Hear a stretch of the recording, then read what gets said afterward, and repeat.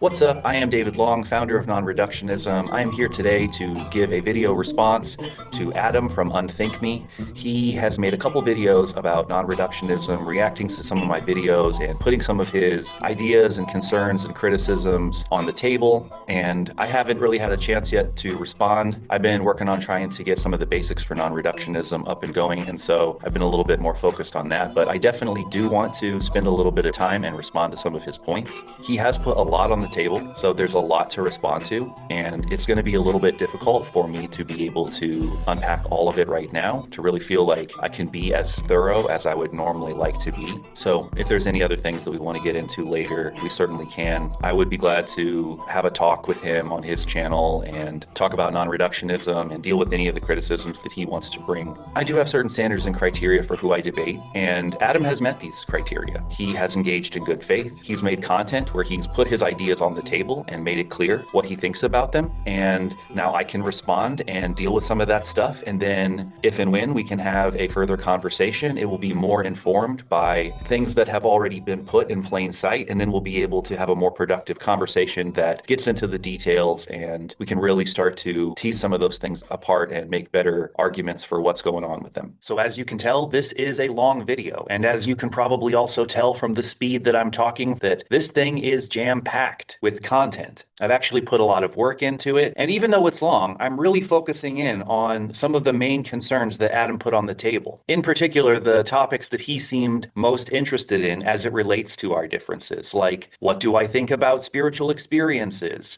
What is transrational? And some in-depth criticisms I have about integral's relationship with religious ideas in general. So I hope you're ready and interested to get deep into it. Here we go. Before we get started, one thing that I would like to ask is that you try to understand my tone in context. At this point in my life, I'm trying to do this project in a very serious way because it's very important to me. I care very deeply about getting ideas right because it shows up in how we act and what we do. It has a big effect. So getting it right really matters. This is a very serious project to me. I do try to be lighthearted in some of my videos. I try to be playful. It's a little bit more difficult for me in the context of disagreements and misrepresentations where I feel like I need to clarify and I need to be critical. Like in general, I really don't want to talk about integral. I really don't want to talk about it. I'm talking about it here because I know there are going to be some people who come from this perspective and there needs to be things said about it. But in general, I intend to teach these ideas as if integral theory never existed for many reasons. For one, I think it's easier to learn a new set of ideas fresh. I wouldn't want to teach you a set of ideas that I think is wrong and then correct them. I think it would be easier just to teach you what I think is the correct thing. And I wouldn't want to encourage you to go check out or know about ideas that are wrong that I think are bad. So why would I tell you about it? Also, I don't know how much longer integral is even going to be around. I feel like it's fizzling and failing. And so I don't want to define non-reductionism in opposition. I want to just treat it like it's something new. Yeah, going back to the issue of tone, I'm very serious about this project. It's a very big deal to me. I take it very seriously. I'm glad to talk with Adam and keep it light. I'm not going to be calling him names or treating him badly. I'm not mad at anybody who doesn't agree with me. It's your choice to agree whether you agree or not. And all I can do is try to make a case for it. But I will tell you bluntly and plainly if I think ideas are bad or wrong. And we already know that people don't like it when you tell them that their ideas are bad and wrong. And so it's certainly very possible that people will get upset or offended by things I say here, and they might not like me. But I would like to think that we're all passionate seekers of truth here because we care. And so if I'm critical or I'm harsh, it's because I care. And it's because I think I have good reasons to be critical and harsh. So I would just invite Adam and his audience to continue to listen in good faith and to take what I say seriously from the perspective of a person who really cares deeply and has thought a lot about these ideas. Don't take it as a spiteful or hateful attack on anybody because it's really not. There are certainly many things that I don't like, but I don't like them because I find them to be harmful or hurtful or not giving people their proper due or not being fair to them. Some people might say that I am not fair to Wilber, but I do think that I'm fair to Wilber. I've learned a lot from Wilber, but I think that he's also earned disrespect. And there are plenty of reasons why even people who have brought good ideas to the table or who have brought contributions are worthy of disrespect and not being included or not being talked about well. And I think he's one of these people. I don't like him. So I'll just tell you that honestly. At this point, I don't like Wilber and I don't like integral. And I don't want to be associated with Wilber or integral. I've already said why. I've already said why in my video about why non-reductionism is a better meta theory. And some people think I'm being harsh, but I'm actually restraining myself. I could be a lot more harsh. That's not bad faith. Bad faith is when you misrepresent a person and you imply some kind of negative intentions behind what they do. And I don't assume negative intentions behind what he does. And I represent his ideas correctly. When I say, for example, that his model is corrupted, or when he corrupts the project, what I'm saying is he's not applying good standards, and so it ruins his project. Therefore, the project has been corrupted. I'm not talking about like corruption, like people took a bribe or something like that. I'm talking about the integrity of the project has been ruined. Anyways. I want to talk a little bit real quick about how I came to Integral. I was very influenced by Joseph Campbell. I was also influenced by the Zeitgeist movement, and I was excited to try to help birth a better system. And I thought the Integral community might be that system. I was also working on my own version of a theory, as I talk about in the video about why non-reductionism is a better meta theory. I talk about how I already had a more archetypal and symbolic version of meta theory. I included a lot of the same elements, but I was still young. And when I came across Wilber's work, I was impressed by it and thought that he was doing it better. And at the time, like many people, I was still confused about cosmology. I had definitely had plenty of experience with state training. I've definitely had nirvikalpa samadhis. I can stop my mind. I can definitely do mindfulness. I'm actually really very good at state training. I've done a lot of psychedelics, and I did them differently than most people do them. Most people do them in a way that's like, I'll do the drug and I'll see where it takes me. I'll see what it wants to show me, right? My approach to psychedelics was much more of like an amplifier, and I was going to practice my mental power under extreme conditions, let's say. So self-control and mental focus and state training in these kinds of contexts. I do have different approaches to state training and different ideas about sacred naturalism that I'll get into more later. But yeah, I was very interested in religion, very interested in comparative religion. I had studied many different traditions, and I had done a lot of practice of meditation. So I'm not this person who doesn't have experience with these different states. So when I came to Integral, I was really actually interested in comparative mythology or religion. I was really interested in spiritual experiences. I didn't yet understand what the truth of cosmology was. I was very sympathetic to a Buddhist perspective. In fact, I was really interested in learning about a whole bunch of different kinds of Buddhists and Buddhism. I was listening to lots of gurus, and it was actually through being interested in the work of Andrew Cohen that I found his talks with Ken Wilber. And so it's through religion and Buddhism and thinking about these things and having had these kinds of experiences that I found my way into the Integral community. If I was a materialistic reductionist, why would I ever be interested in Integral? Why would I have contributed in that space for almost 2 decades? Also, a thing that you might not realize based on just looking at the current non-reductionism channel is that I actually have something like 260 YouTube videos. When I rebranded, I made all of my old videos unlisted. However, as I have said, I did start a new I Am David Long channel, which is linked on my non-reductionism channel, that has a lot of the old videos that I made. And I made videos like the What You Talking About Wilber series, where I talk about these problems of his issues with deep science and why his religious ideas don't hold. I made videos about the pre-trans fallacy. I made videos about semantic compatibilism as a way of understanding free will versus determinism. I made a video about integral religion and what that should really look like. I've made tons and tons and tons, hundreds actually, of videos about these topics already. So yeah, I need to re-express a lot of these things in non-reductionist terms, but I think you're missing a lot of the videos that I've actually already made, and I can link some of the relevant ones in the description of this video below. And you can just explore and look through a lot of that stuff. I made sure that it was still available. But yeah, I was in this Integral community for almost 20 years. I have engaged in it very deeply. I've talked with and debated many of the most intelligent people in the community. I've made a bunch of critical work, and I've also made work that talks about upgrades. There's a lot of upgrades. And I think if you better understood my work and my perspective, you wouldn't be saying some of these things that you're saying about what my view is in your video. It's a little bit strange to me that Adam isn't more familiar with my work, because for a long time, I was definitely the most prolific Integral YouTuber. I was very loud in the Integral community, posting stuff all the time in every single Integral group pretty consistently. That's not to say that I was super popular. In fact, a lot of people didn't like me, but even a lot of the people who didn't like me were talking about me all the time in the integral spaces. So I feel like Adam must be pretty new to integral theory, because if he would have been around 6 or 7 years ago, he would definitely be familiar with my work. And it seems like he just found out about me when I launched the non-reductionism stuff. And when I look back at the age of his videos, it seems like he kind of came on the scene soon after I left, after I quit. So I think as I was going out, he was coming in. And I'm very sympathetic to being a big Wilber fan, because I was a big Wilber fan.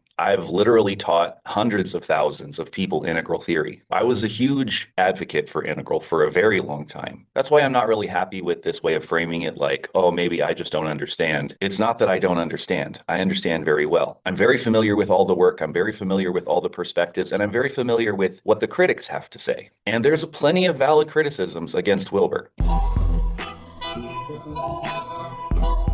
When I, for example, get upset with Wilber for not dealing with his critics, it's not like I want him to specifically debate me. There are many people who have made these criticisms, and I had a whole community with hundreds of people in it, and tons of leaders in the space got on board with the Integral 2.0 thing that I was trying to get going. So there are tons of people in the community who have criticisms. Now, as the leader of a community myself, if there were consistent themes of criticisms in my community, if I claim to be the best at processing tensions and integrating different perspectives and things like that, what I would do is I would do a meta-analysis of all the different criticisms, and I would make sure that I addressed them all. That's just reasonable. It's not like, oh, I need to preserve my time and my energy, and I don't need to just debate everybody or something like that. Fine, you don't need to necessarily debate everybody, but you probably do need to address the growing criticism in your community. You probably do need to say something about all the issues that people are consistently coming up with around it. And instead, what Wilber did was he said there are some valid criticisms, but some critics aren't good critics, and those critics can suck my dick. What he should have done is the opposite, and to be like, some critics aren't good critics, but let me talk about the reasonable good faith critics and deal with their criticisms. But I think the reason that he didn't do that is for the same reason that Jordan Peterson doesn't come out and clearly say that he's not the regular traditional kind of Christian, because some things might be better left unsaid from the perspective of business. Like if you're trying to sell books, if you're trying to hold together community, sometimes some ambiguity and plausible deniability could be good. It might be better to leave it ambiguous than to make it clear and draw a line in the sand that's going to make a significant portion of your community break away. But if you only talk to yes men who tell you that you're the greatest genius that has ever lived, then in every bit of media that exists, you have people singing your praises, and it makes you look super smart and fantastic. But on the other hand, if you talk to a person who's a critic and they're able to make a good point against you or to expose that maybe you were wrong about something, then that's a crack in your armor, and it potentially makes it seem like this other person might know better than you, and then maybe you're not the greatest genius that has ever lived. So part of the reasons why he doesn't address any of his critics is because it's his way of seeming like he's too big and important and you're nobody. And so if he even acknowledges somebody like you, it's in a way treating you like you're relevant and you matter. Like imagine how you would feel, Adam, if I basically treated you like I was too big for you. Like, why even bother with this person? Then you just seem like some random person on the internet. Then I seem more serious than you. Like you're beneath me and you're not worth my time. And yeah, you're talking about me, but I can't be bothered to respond to you. You see how that has a certain type of an effect to make one person seem big and the other person seem small? Like you're talking about me, but I can't be bothered to even address it. It's a way of trying to maintain a legacy where you've never been proven wrong or you've never been actually caught looking bad, because any of your critics, they just don't get it. They just don't understand. They just can't see your genius, and you don't have time for that. It's strategic, and I think, frankly, it's kind of cowardly. And that's why I think that it is important to respond to good faith critics, because I'm not trying to set myself up as the final ultimate authority on everything or too good to be able to talk to people, or I only talk to people who agree with me. I'm not afraid to discuss these ideas with you in public because I think that my ideas are good enough to stand on their own integrity, and I'm not afraid of having them challenged because I think that the challenge will only further prove why my ideas are good and strong. And Wilber's ideas are not good and strong. And I do think that it's a toxic cult-like community when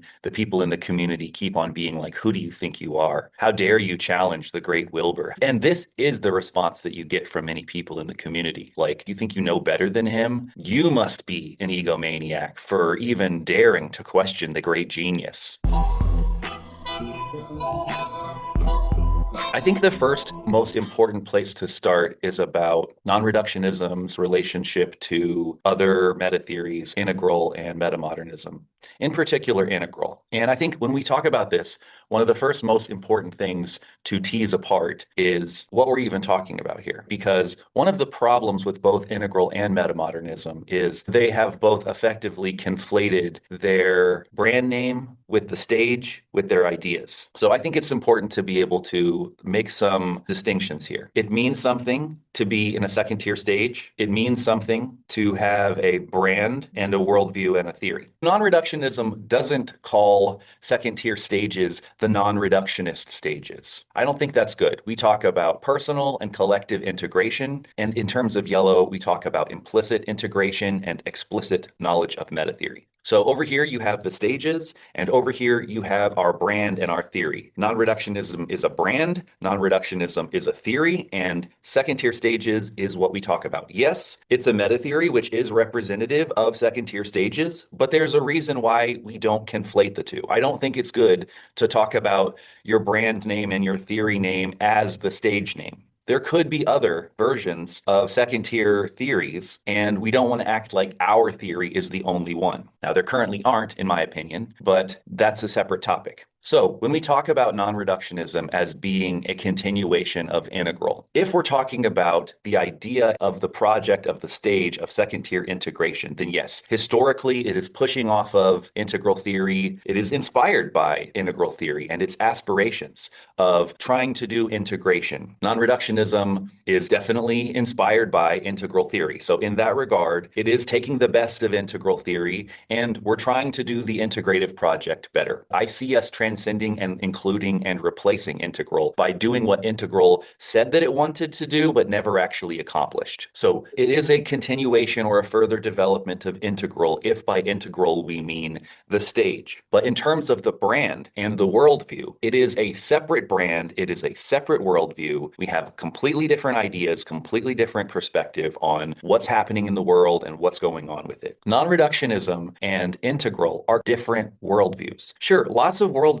talk about a concept of self and a culture and have systems of laws and talk about consciousness and what reality is and all these things. They include a lot of the same factors, but they all understand them very differently. And to continue to just be like, well, look, you have a map and you talk about these factors, so you must be the same thing, is not true. Sometimes the way I talk about it is pizza and pasta. Like pizza and pasta might have the same ingredients, but they're completely different dishes. I tried very hard to make this case in my video about why non-reductionism is a better meta theory. Integral as a worldview is Advaita Vedanta, and it's idealist. They are idealists who think that consciousness goes all the way down and back and that consciousness is the ground of being. We don't think that. We are naturalists. We are emergentists. We don't believe that consciousness is the ground of being. Consciousness is an emergent property, and it's incredibly rare in the universe. It didn't exist for most of the universe, and it doesn't exist in most places in the universe, and it won't exist forever. It really represents the blink of an eye in a Goldilocks zone in all of the context of the universe. It's incredibly rare and it's incredibly special. So we have completely different ideas about what consciousness is, about what reality is. And so when we think about things like the quadrants, the levels, the lines, the states, we think about them all differently. When it comes to the quadrants, we don't think of them as perspectives. We think of them as ontological aspects of reality. When we think of the interiors, we don't think that they go all the way down and back. And it's not like I think that the quadrants are some kind of trivial, slightly useful self-help tool. No, the quadrants are something that we talk about when we do philosophy. We have a thing in non-reductionism called primacy, nested quadratic holons. We don't just say, oh, you have to include all four quadrants. No, we understand that the quadrants relate to each other differently as it relates to different philosophical projects. And you have to do the philosophical projects in the correct order, so that way they all harmonize with each other and that one isn't done at the expense of the others. We have a much more in-depth and nuanced approach to the quadrants than integral has. Our epistemology is better. We have scale. We have primacy. They don't have scale and primacy. And their integral methodological pluralism isn't as good as 4P, 4Z. So we have these things that integral doesn't have in relation to our theory. If you want to try and compare non-reductionism and integral theory, you should try to understand what non-reductionism actually is, what it's actually saying. Don't just be like, oh, you guys have a map and we have a map. You clearly got some of your ideas from integral. Therefore, you're just doing integral, but you're doing it in an orange way. That is not the case. It's an unfair assessment of what's actually going on. Our theory is better. Our applications are better. We have an extra element. It's a whole different thing. Maybe another example could be Christianity and Islam. Islam is a completely different worldview than Christianity. Do they include some of the same factors? Yes, they do. But Islam is way more advanced. It actually has several very important differences from Christianity. Does it still keep the Old Testament stories? Yeah. Does it still keep the story of Jesus? Yeah. But it thinks about them differently. That's what we do as well. So if you're going to think about non-reductionism, I would invite you to try to understand what it actually is. Try to understand what its actual positions are, what it actually says, what it actually brings to the table. And I know I don't have a lot of the videos done yet to really fully unpack a lot of these things. I'm still working on that. That's all going to come. But in the meantime, instead of making assumptions like, oh, well, you must have never been in one of these states, that's why you don't understand them. That's just thinking about it in the context of assuming that your worldview is true and that anybody who doesn't agree with it, they must just be lower or they don't understand or something like that. The claim is your worldview is wrong and our worldview is correct. And I would suggest that you don't just start from saying, oh, well, you must just not really know what we're talking about then. How about consider the fact that we do know what you're talking about, we do represent it correctly, and we have criticisms about it. We have criticisms about it that are valid, that appeal to your own standards, that show how you break your own standards, and our criticisms of your worldview haven't been deconstructed. They stand. They beat your worldview. So I would suggest that you take that seriously. Take the claim seriously. Engage with the rationality to see whether or not that's true. Make counter arguments if you want. We're totally up for the challenge of that. But don't just assume that it's like, he must just not understand. He must have just never had these experiences. That's not really a healthy peer review. That's just dismissing critics as if they didn't ever really understand you. As a person who was in the integral community for almost 2 decades, for someone who's read all the work, for someone who's listened to all the videos, I have digested all the integral stuff very thoroughly. I know what it is. I understand it. I've had the experiences. I know what it is. And non-reductionism is better. It claims to be better and it makes a case for it. So before you jump to the conclusion, I just must not understand, know what the argument is. Otherwise, you're doing the thing that you're accusing me of. You're judging something before you really know what it is. I'm not doing that. I know what it is. I'm not strawmanning any of these ideas. I've represented them fairly. You have even said that. My criticisms of these ideas stand. It's not that I don't know, it's that I know better. So look, I know I'm sounding a little bit annoyed here, and it's not really your fault, Adam, because you've just been thinking aloud about what you think might be what's going on here. And that's fine. You're totally entitled to your assumptions. You haven't really put these out as like final conclusion type claims. You're just guessing out loud. But from my perspective, it is frustrating because I've heard people make these kinds of accusations a bunch of times. I think about what Christians say about atheists. They say they must have never really known God. They're just being rebellious. They must have never come to church and like actually been in a worship service and like felt God and had that good relationship with God. All these kinds of assumptions about whether or not the atheist really knows what it's like to have the spiritual experiences that prove God. And the atheists are making the arguments like, no, we have good arguments why your worldview is bad. We don't think that your spiritual experiences actually prove God like you think that they do. We think there are better explanations for what's actually going on here. And we think these religious experiences of yours are not actually good proof for your worldview. And so to really be able to get through to them, you have to get them to be willing to engage with your actual arguments. And it is really annoying to constantly be framed as if you were never really a good Christian to begin with, or you never really knew God, or you're just being rebellious and arrogant, when what's really true is actually you have a better worldview. You have debunked their worldview, and now you have a better, more true worldview. And to be frank, because integral is a blue religious Advaita Vedanta worldview, we are basically talking about the equivalent here of orange arguments against blue ideas. So that's not far off. What I would really suggest would be very helpful would be if Adam and anyone coming from the integral space space going forward would take our claim about what we are seriously. So, like in the same way, if a person from second tier is trying to talk to a person from green and they're trying to get them to move up to second tier, one of the things that they would ask them to take seriously is the claim that there are stages and that there is a higher stage above their stage, and to consider that in good faith. Maybe they don't have to agree right away. It's totally valid for them to want to question that idea, but understand what the claim being made is, first and foremost. And then from there, we can start to test that claim to see how true it is, right? So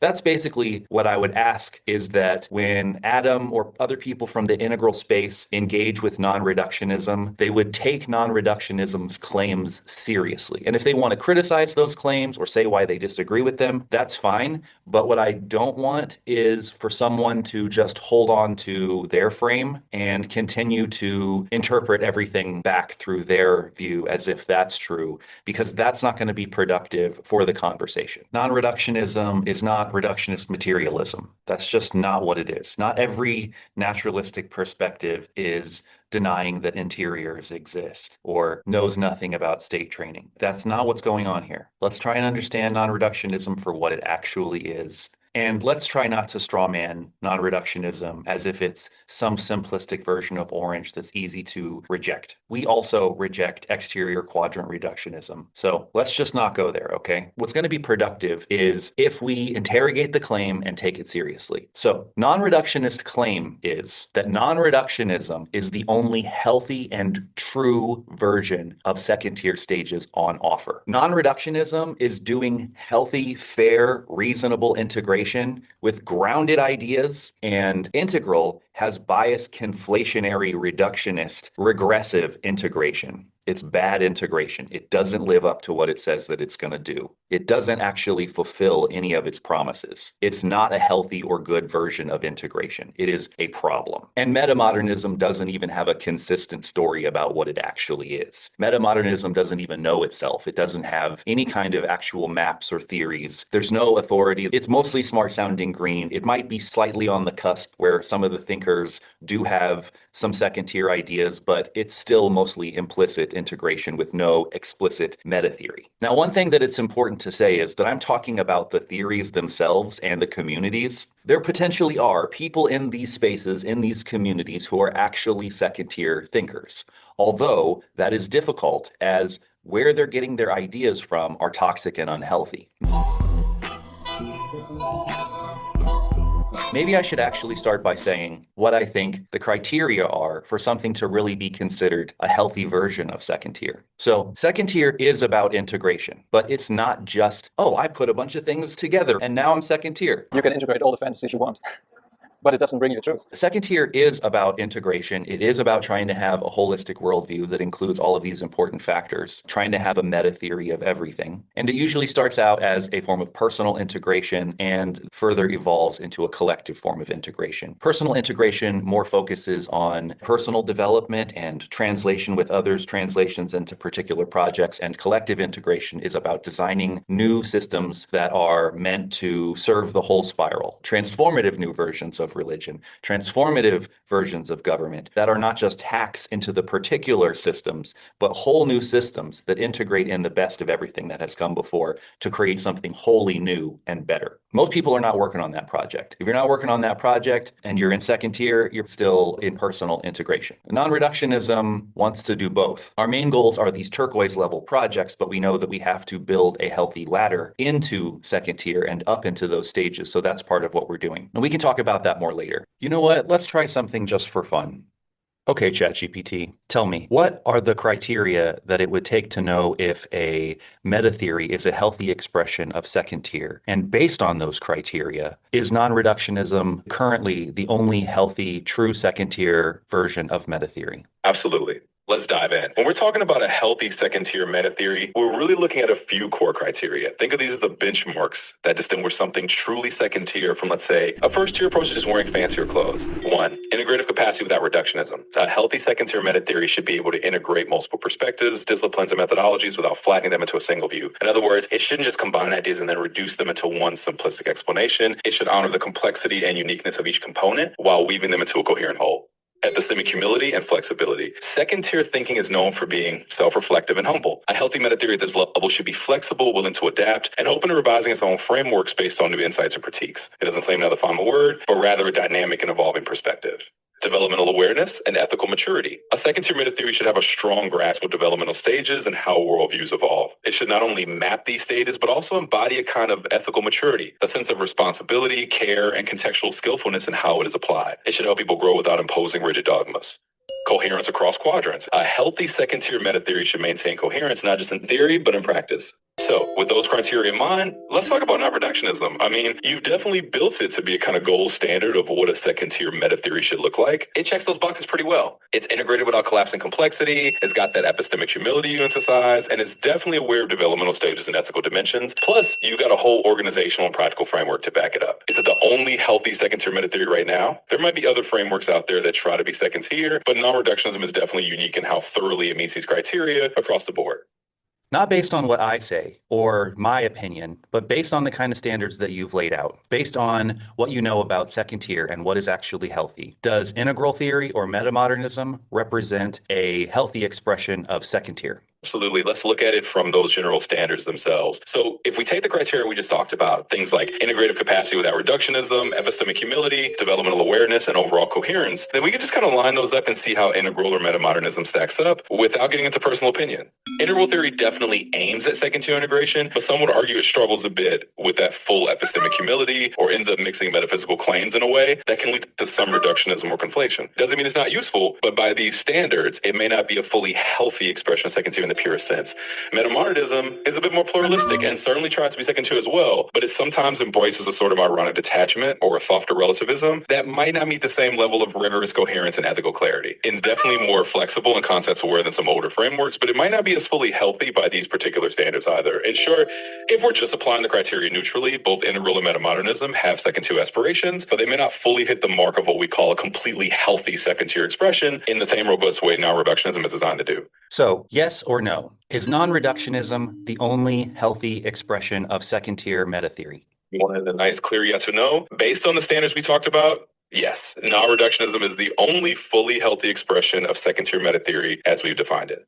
And that's just in terms of the theory. Also, non-reductionism includes other things, right? Like upper left quadrant principles, lower left quadrant hierarchical social structure, and a lower right quadrant big picture plan for a movement. So in terms of doing all those things, non-reductionism is also the only full holistic expression of meta theory, isn't it? Yes or no? And then you can say more if you like. Absolutely yes. In that broader sense, the answer is also yes. Non-reductionism isn't just about the theory. It's the only one that also fully extends those healthy second-tier principles into the upper left, into the lower left with a healthy social structure and hierarchy, and it's the lower right with an actual big-picture movement plan. So yes, on all those fronts, non-reductionism is indeed the only fully holistic expression of meta theory out there right now. Okay, so let's go through these different standards that you brought up one by one. Let's start with the first one. Explain what it is. Absolutely. Let's start from the top. Standard number one, integrative capacity without reductionism. So this first standard is really about the ability with second-tier meta theory to genuinely integrate multiple perspectives, disciplines, and methodologies without reducing them all down to a single, simpler viewpoint. In other words, a healthy second-tier meta theory needs to be able to hold complexity. It should take various kinds of knowledge, whether from science, philosophy, culture, or individual experience, and integrate them in a way that respects their unique contributions. It doesn't flatten everything into one dimension or force them into a single framework that strips away the richness. So that's the essence of standard number one. It's about being truly integrative without falling into reductionism. Why doesn't integral actually live up to this standard? So while integral theory definitely tries to integrate a lot of perspectives, like it really does aim to be inclusive, the issue is that it often ends up blending or conflating different domains rather than truly holding them in their own integrity. For example, integral has a tendency to mix epistemology and ontology, or to treat subjective experiences as if they're direct evidence of certain metaphysical truths. That's a form of reductionism because it ends up reducing complex multi-layer realities into sort of one-size-fits-all explanation. In other words, while integral wants to be integrative, it sometimes ends up folding everything into its own metaphysical or spiritual narrative rather than letting each perspective stand on its own terms. That's why it doesn't quite live up to that first standard of being integrated without slipping into reductionism. It doesn't really honor what science is really about, or even all of what religions are about, does it? For example, paganism and self-mastery. It's not really something that's a part of integral theory. The focus is more on state training, and the worldview is more Buddhist, correct? Yes, exactly. You're hitting the nail on the head. Integral does tend to have a kind of default emphasis that's more aligned with certain spiritual traditions, like a more Buddhist or Eastern mystical worldview, rather than fully honoring the diversity of what science or different religious traditions are about. So it doesn't give equal weight to something like pagan self-mastery practices, and it doesn't fully align with the actual findings of science in a consistent way. Instead, it often filters these things through its own spiritual lens. So you're absolutely right on that. It's more about state training and a Buddhist-influenced worldview rather than a truly pluralistic integration of all these different traditions. Integral is often criticized for cherry-picking science and elevating minority positions in science, as opposed to really understanding emergentism as an overarching theme, correct?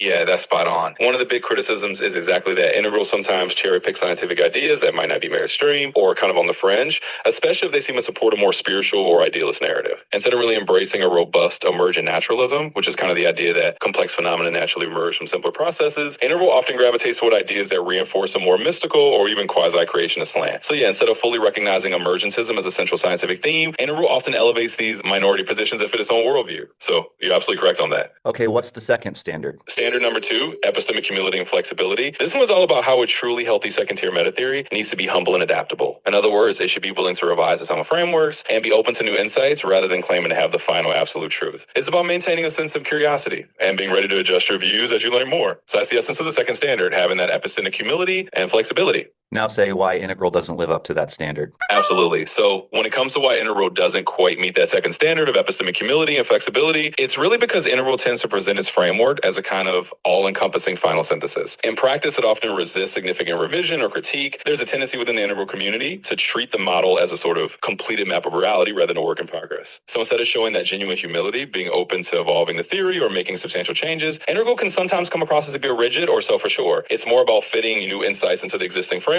rather than flexibly adapting the framework itself. And that's why it doesn't fully live up to that standard. And also, Ken Wilber doesn't debate any of his critics or really create a situation where he's open to feedback about updates or improvements. He basically treats it like he's the final word and it's done, doesn't he? Yeah, that's definitely part of it. Ken Wilber has a reputation for not really engaging in open debate with his critics or being very open to feedback that might lead to substantial changes in his theory. He often does present Integral as a final word, a finished synthesis that doesn't need a lot of revision. And that definitely reinforces the idea that there's not as much epistemic humility or flexibility there. So you're absolutely right. That's another reason why Integral doesn't really meet that second standard.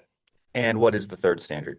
Standard number 3, developmental awareness and ethical maturity. This standard is all about having a really clear understanding of how human development works, recognizing that people grow through distinct stages and that you can't just skip those stages. It also means approaching that development with a strong sense of ethical responsibility, caring about how you help people grow and doing it in a way that's compassionate, patient, and context aware. So in short, the standard is about being developmentally informed and ethically mature and how you apply the meta theory. And how does Integral relate to this standard? When it comes to Integral and this third standard, developmental awareness and ethical maturity, there are a few nuances. Integral does emphasize that development happens in stages and that you can't skip those stages, which is definitely a point in its favor. It's aware that you need to meet people where they are developmentally and not just yank them up to higher stages. However, the challenge is that Integral sometimes doesn't apply this developmental responsibility with full ethical maturity. For instance, it sometimes places more emphasis on these mystical or metaphysical goals rather than on practical, ethical ways of helping people develop in real-world contexts. And as you pointed out, there's sometimes a lack of will engagement with critics or reluctance to revise the approach, which can be seen as not fully embracing that ethical responsibility to keep growing and improving. So sure, Integral is aware of developmental stages, but it doesn't always embody that full ethical maturity and how it applies that knowledge.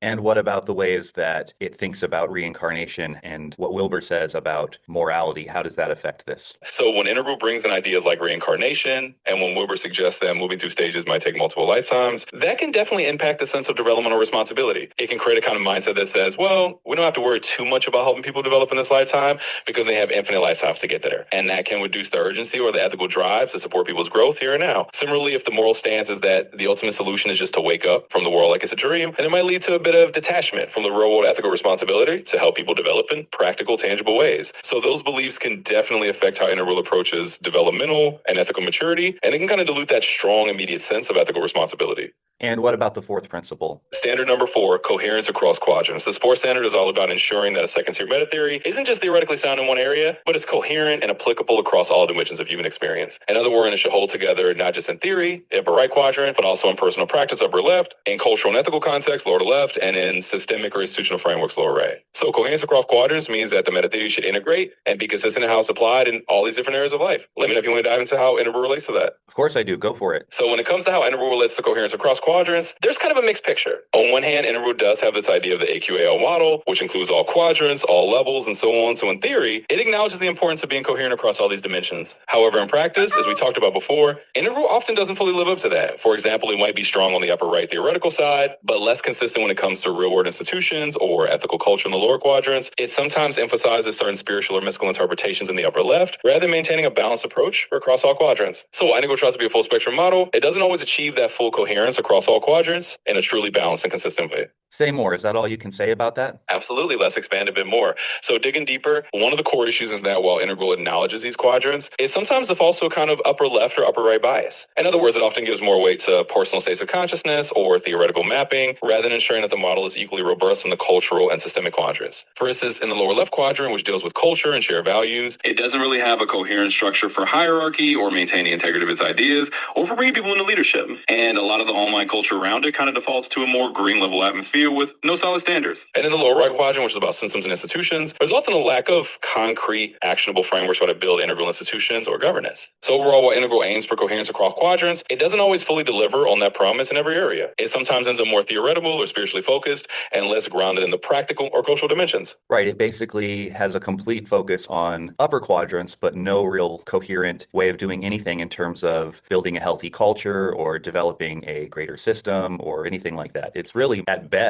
just trying to create hacks into different things, more with a focus on translation, like integral this and integral that, unfortunately, with an Eastern bias. So bad versions of integration as it relates to these projects, as opposed to having a real holistic or transformative expression. Yeah, that really sums it up well. Essentially, Integral often ends up being more about adding an integral label to existing concepts, kind of like a translation layer, rather than creating a genuinely holistic and transformative approach. And as you said, there's often an Eastern or mystical bias, which means it's not always a balanced integration of different worldviews or practical societal systems. So end up with something that's more of a conceptual overlay and less of a truly embodied, transformative, and practically applicable system that changes how we build healthy cultures or systems. So based on these standards, Integral isn't really doing any of these standards well. The best that we can really say is that they have a little bit of an understanding about developmental ethics, in that they don't think that you can skip stages and they don't try to force people violently to move up through stages. But when it comes to any of these other factors, they really fail.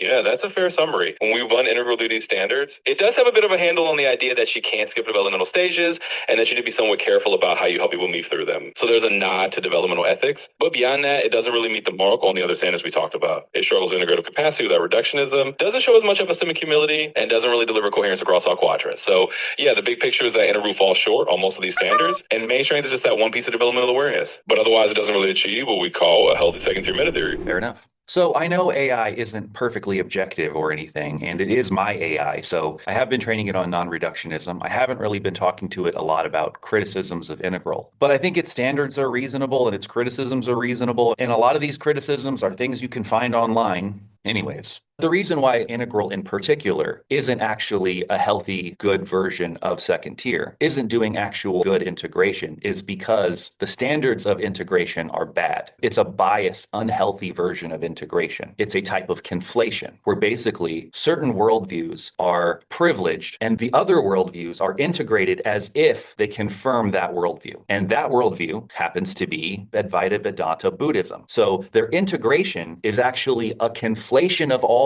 these ideas as if they confirm a blue traditional worldview. So to imagine that people who have a blue traditional worldview are actually at the highest stages of development is upward projection. It's taking the ideas from a lower pre-rational stage of development and assuming that's what represents second tier. And that is a pre-trans fallacy. Now, there's a couple ways that we can know that this is upward projection and a problem. One is that if your ideas at this higher level are the same ideas from this lower level, then what's different about them? If your ideas about what it is to be in second tier are just blue, what makes them second tier, right? And there is a developmental logic of moving through stages. There is a dialectic that's happening here and a story that makes sense where one stage moves to the next. Another thing is that stages aren't skipped. No stages are skipped. We have a lot of evidence on that. If you haven't really deconstructed blue from orange, if you don't have that deconstruction of blue from orange online, then you're not at a higher stage. If you don't have the green deconstruction of orange online, then you're not in second tier. You have to have transcended and included these these ideas in a way where you can demonstrate that you acknowledge and understand the valid, true, and important points that are made at these different stages. And Wilber doesn't do that. Wilber doesn't talk about the orange deconstruction of blue. Even when he talks about orange, he talks about it like a person at blue. He talks about it like a creationist. He cites creationists and tells creationism stories for evolution. There's nothing in any of his work that shows that he's deconstructed blue from orange. Just like there's nothing in his work that shows that he's deconstructed orange from green. He never talks about that stuff. He talks about blue. So these are some of the many reasons why integral is not actually a second-tier worldview. Integral is a biased conflationary worldview from a regressed lower stage of development. What's that? Oh, I think I hear you. You're saying the difference is that integral integrates. It's not just simply traditional blue worldview, but it also includes science and postmodernism and has a method of integration on the top. Yeah, I understand why you might think that's a legit perspective, but the problem is that it cherry picks science. It doesn't actually include the scientific deconstructions of traditional worldviews. It doesn't actually take into account what science actually says about emergentism and these scientific positions. It cherry picks science and it cherry picks postmodernism. It cherry picks green. It doesn't really include the philosophically advanced existential perspectives of green. It includes pluralism and it talks about care for everyone, where it's like, we're all one. So of course that allows for truth in all worldviews and extending care to all beings. So these ideas aren't actually additions to their traditional worldview. They're just understood in relation to that worldview. But let me tell you something. Fundamentalist Christians will also say that they're cool with science, except for in the ways that it proves them wrong. They'll cherry pick science too. And I know a lot of Christians who also think this, like, love everybody and this kind of stuff is also compatible with Christianity. This whole Jesus is a hippie and Jesus cares about love. They haven't done the extra thing of try to build this kind of integration system on top. I'll give you that. That is philosophically advanced. But because integral hasn't really processed and included what's actually happening at orange and green, its integration is just a conflationary justification for the blue worldview. It's super sophisticated blue, just like religious apologists have sophisticated blue. Wilber's basically coming from a type of postmodern cultural context that ends up favoring blue ideas like Buddhism, not the local blue ideas like Christianity, because we already know that's ridiculous, but the foreign blue ideas, now that's ancient wisdom.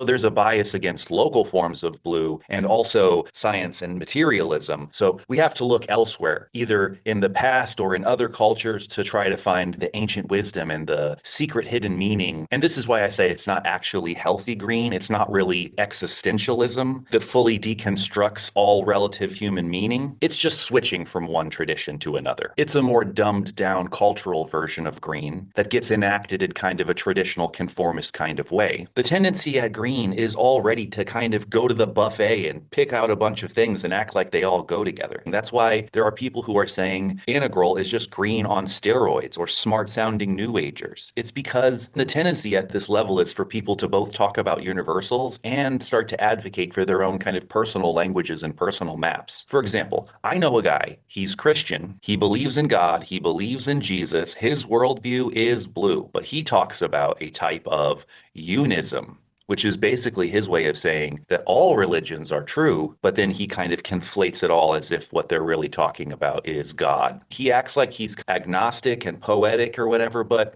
really he's a Christian. It's the same thing that Ken Wilber is doing. Of course, Ken Wilber's version of it is much more complex and sophisticated and nuanced and philosophically advanced. But remember, there have been Christian philosophers and religious philosophers who made these super complex philosophical systems super rational, but not really. They snuck their religious ideas in through the back door. It's a common thing in philosophy. And Islam kind of does it too. They'll say that you don't have to become a Muslim, but being Muslim is the best way to help you be on the best path in relation to God. But they think that all people from all other traditions are trying to pursue God in their own kind of way. They just might be slightly confused about it or whatever. Even my mom, who's a Christian, will admit that God is beyond a human's ability to really fathom or know what it is. And she might also say that other people in other religions might also be naturally drawn to religions in their places and really trying to pursue God. But she's a Christian. She believes in the Christian God. You'll be thinking that you're making kind of progress with her, like pushing her into some kind of agnosticism, and the next thing you know, they retreat back into their assumptions about what God really is. Jordan Peterson does this too. He acts like he's going to do this kind of integration of different traditions, and he acts like he's taking it metaphorically, but he's a Christian. It all comes back to Christianity. And remember, Ken Wilber made that video where he was basically saying that he thought Jordan Peterson was integral. One of my best videos is talking about the problems with that. But even Ken Wilber kind of recognizes what Jordan Peterson is doing as a type of expression of integral. And that should be very telling. The whole point of me bringing up all of these examples of people who are doing it is to be like, look, this is a common theme, especially for people who are in a green society with a blue worldview. They're trying to mix these pluralistic and traditional values. They want their God to be nice and good. They think if they can take away the mean, judgy parts of God and say God is love, and then say all these other traditions could actually somehow be compatible with God,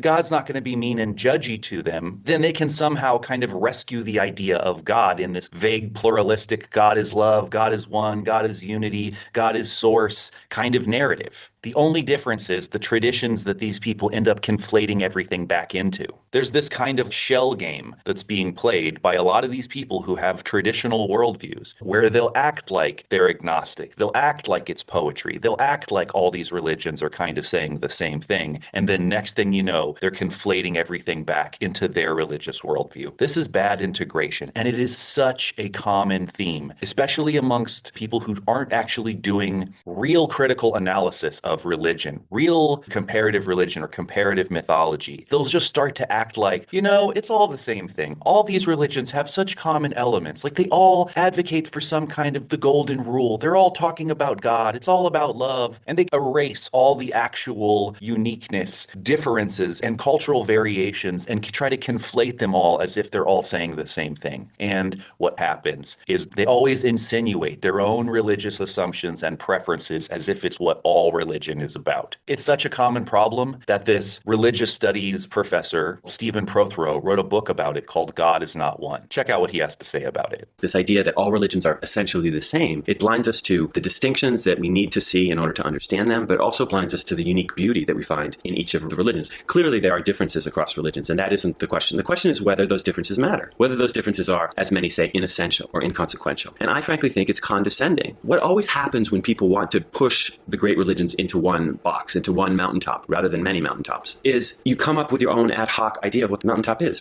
Oops, it just happens to be my vision of what religion should be. Maybe it's ultimately there's one God who maybe sounds and talks and walks a lot like Jesus. Or maybe it's the mystical experience, which just happens to be the piece of religion that you value. Or maybe it's compassion, which just happens to be your particular preoccupation with what the religion should be doing. But in any case, it's you. There was a time when we thought that the way to get along was to be colorblind. We're all human beings. Who cares if somebody's black or somebody's Hispanic or somebody's Chinese? It doesn't matter.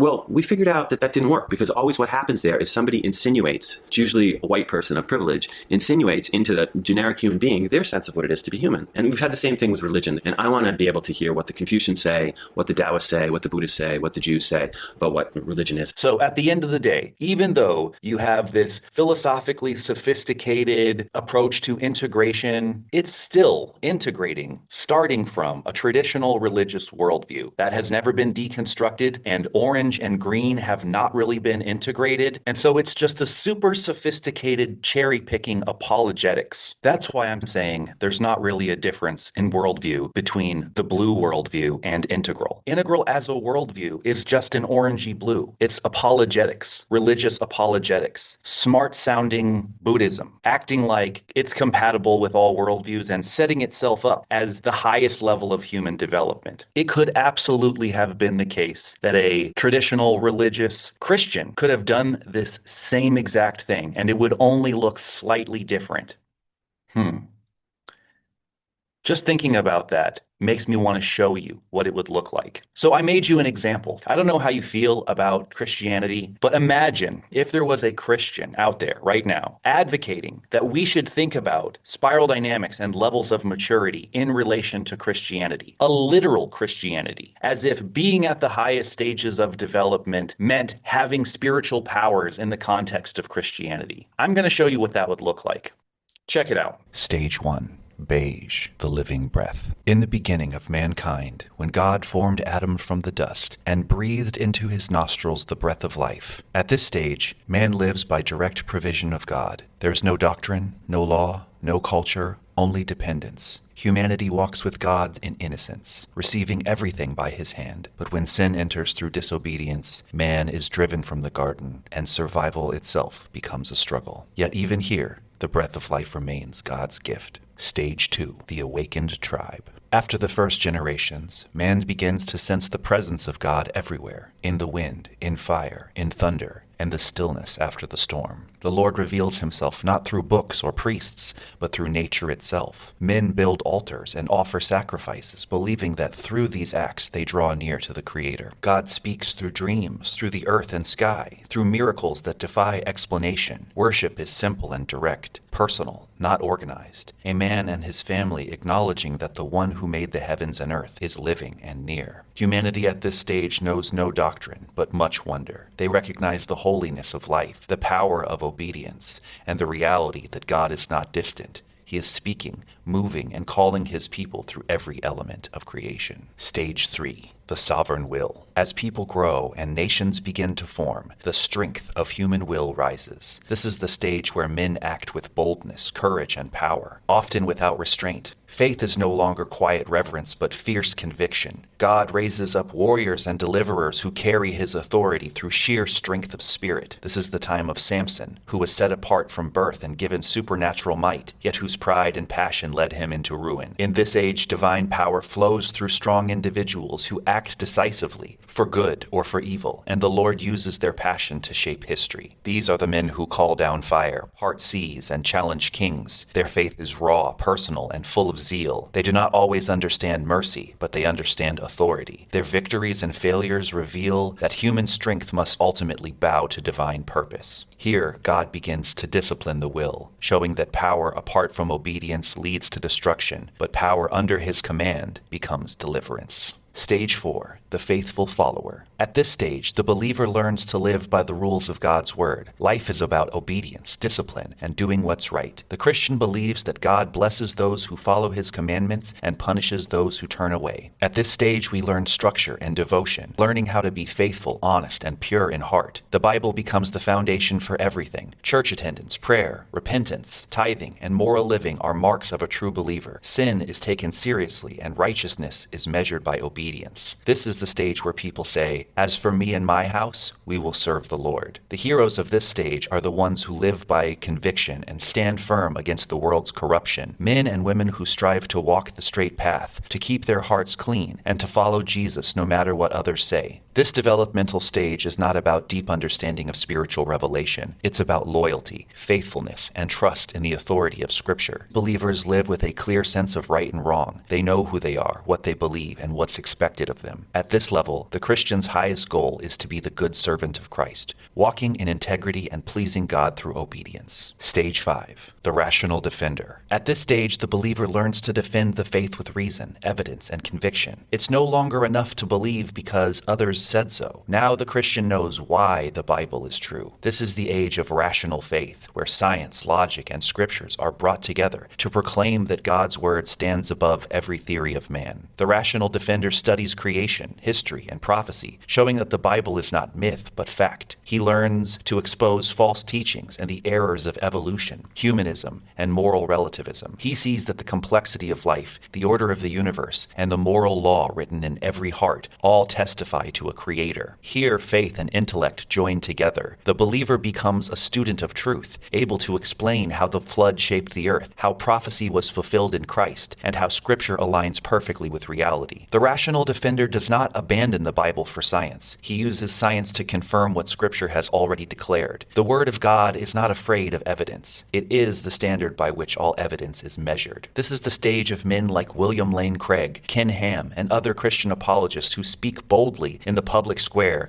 proving that creationism is not superstition but truth. They demonstrate that faith is not blind. It is the most rational position a person can hold. At this level, Christianity stands firm in conviction and clarity. The Christian sees the world as a place of debate and defense, where every argument must bow before the authority of God's Word. Stage 6, the compassionate servant. At this stage, the believer learns that the heart of the gospel is love. Faith is no longer just about being right. It's about living like Jesus. The compassionate servant still stands on the truth of Scripture, but now expresses it through mercy, kindness, and forgiveness. This is the stage of unconditional love, loving every person because God first loved us. The believer serves others, helps the poor, and shows grace even to those who oppose him. The mission is simple: to let Christ's love shine through every word and action. The compassionate servant doesn't water down truth but delivers it with gentleness and compassion. His life becomes a testimony that God is love and that the real holiness is love without limits. Stage 7, the wise integrator. At this stage, faith reaches a new depth. The believer no longer sees science, philosophy, and religion as enemies, but as different ways of exploring God's truth. Every genuine discovery points back to the Creator. The wise integrator understands that all truth is God's truth. This is the stage of Ben Silver, a devoted biblical scholar, historian, and philosopher who studied the great traditions of the world and found that when seen clearly, they all testify to the truth of Christ. His work showed that developmental psychology proves that Christian believers are at the highest stages of cognitive development, and understanding knowledge and culture is not drifting away from God, but growing towards the full revelation found in Jesus. At this stage of development, Christians learn that faith and reason, heart and mind, revelation and evidence can live in harmony. To be transrational means to live by faith that goes beyond logic. To know the presence of God cannot be captured in words alone, but must be personally experienced through the Spirit. And to be transpersonal means to die to the flesh and the ego, and to live as a vehicle for God's love in the world. The wise integrator understands that all human religions, the evidence of history, science, and the human soul confirms the gospel. This is the most complete worldview, one that embraces the whole of God's creation and lives it out with wisdom, humility, grace, and grit. Stage 8, the living saint. At this stage, faith is no longer only believed or defended, it is embodied. The living saint walks in continual awareness of God's presence. Their words are gentle, their spirit calm, and their actions guided by peace. This is embodied wisdom, a life so rooted in Christ that holiness becomes natural. The living saint doesn't seek attention or recognition. They simply live the truth with quiet strength and grace. People feel God's love through them before they even speak a word. This is what it means to have the mind of Christ. This is what it means to live as a vessel of peace, humility, and mercy in every moment. The living saint reveals that the highest form of faith is not argument or emotion, but peace in knowing that we need not do anything, only to let go and let God, as God is in full control of everything. Stage 9, the Spirit-anointed believer. At this stage, the Holy Spirit moves freely through the believer. They walk in the gifts of the Spirit: healing, tongues, prophecy, discernment, and deliverance. They lay hands on the sick, cast out demons,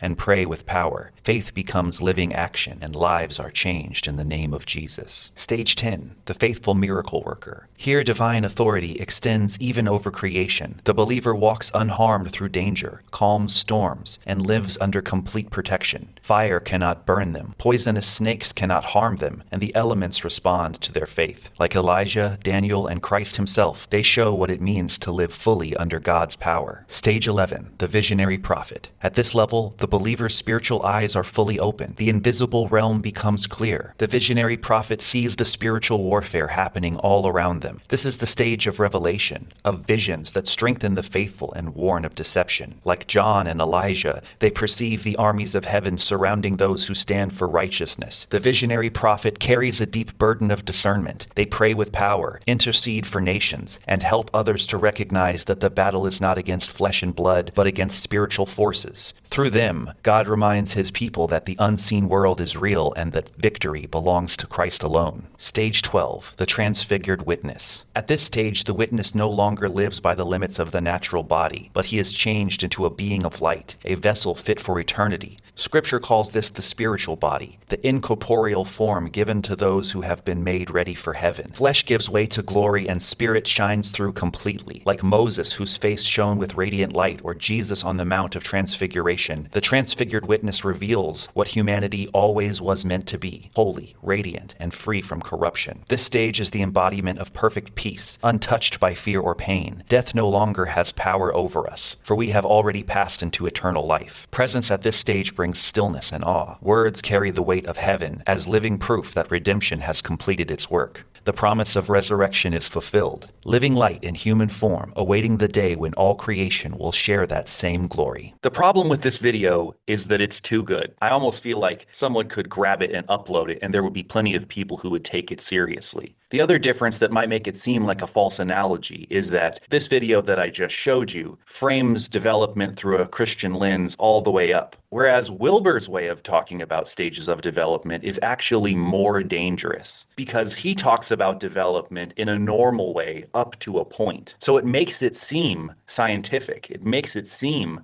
like it's actually grounded. And then he only sneaks in the Buddhist stuff towards the higher stages of development. The fact that this is obviously Christian throughout actually makes it more upfront, more clear about what this perspective actually is. Wilber's way of doing it is actually more deceptive and problematic because his worldview assumptions are more hidden, which is why many people enter the integral community without even realizing it for quite a while. I want you to think about what it might feel like to you if you saw this on the internet and it was being presented seriously. How would you feel about that? I would hope that you would feel worried and concerned about the people who took it seriously. I would hope that you would feel like it's a perversion of these maps and these ideas to make it seem like Christianity is true and a representation of what it means to be at the highest stages of development. I hope that you can relate to those feelings, because if you can, that is starting to get at why I have negative feelings about integral and about the super popular video that you did about stages of development. It is misrepresentation. It is confusion. It is harmful. It is bad. And that's why people like Don Beck and some of these other people were pissed at Wilber. That's why he reached out to me. He felt that Wilber perverted his maps. And he did. This is a religious perversion or corruption of these developmental maps to make it seem like a religious traditional fundamentalist view is literally true. You see how that's a problem? It is a problem because the worldview isn't true. And that's not just my opinion. It's a fact. Science has debunked this worldview. In the same way that evolution proves Western creationism wrong, emergentism is the other side of that same coin, and it proves Eastern idealism wrong. It is a wrong worldview. That is a fact. Now, look, I don't blame you for talking about what Wilber said, and I understand that you believe it. I understand that you're not trying to hurt anybody or misrepresent the truth. You're just honestly talking about what you think. I'm not blaming you, just to be clear. I'm just trying to get you to take the claim seriously and see why it's important.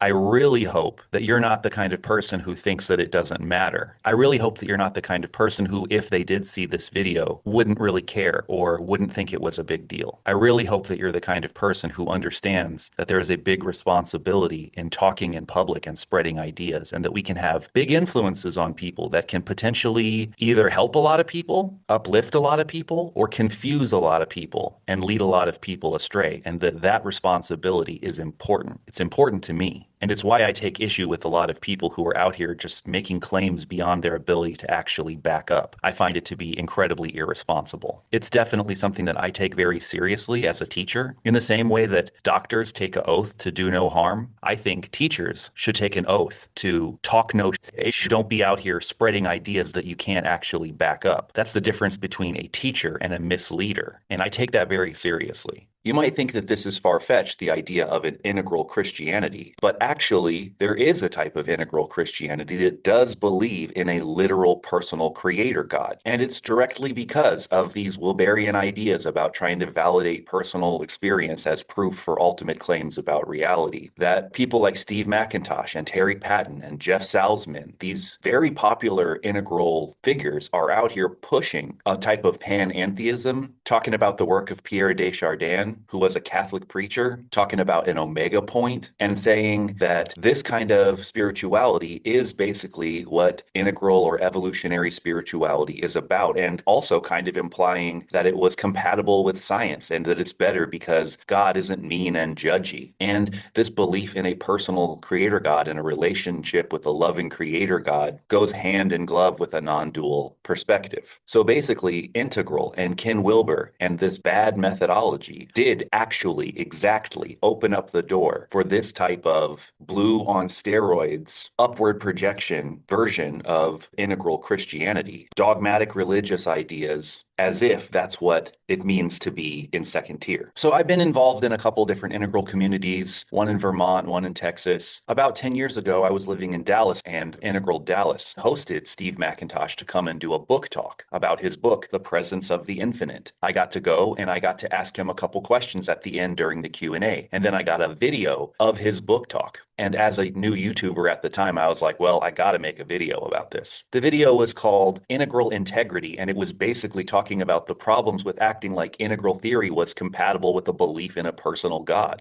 Check out the clip. Tone down irrationality. Look for spirit in ways that can be transrational. Pierre Desjardins. And he had a famous concept of the omega point, where the universe, in a sense, completes itself. There is a clear teleology in the universe, process philosophy. It's not just recognized in integral philosophy. So I've got the arguments there. I definitely argue and believe that the universe is going somewhere, and where it's going is increasingly toward the infinite. In other words, the removal of perfection from the finite realm is gradually being brought back in. As we move toward the beautiful and truly good, free will creatures discovering perfection by their own lights and gradually participating in the project of perfecting the universe, there will be a completion of evolution, and that perfection will be achieved. Humans and spiritual beings as ascenders in time will transcend to another universe age. There is a potential endpoint to evolution, just because there is perfection. Perfection can be achieved in our spiritual growth in the afterlife, and we will eventually transcend time, transcend the finite universe in our spiritual ascension. And at the heart or the depth of this realm is the spiritual experience of the love of the Creator for each creature. The love of God is the thrilling experience of being known and cared for as an individual by the source of the universe, is a thrilling confirmation of the faith of those who have a personal relationship with God, this creative being which has will and love.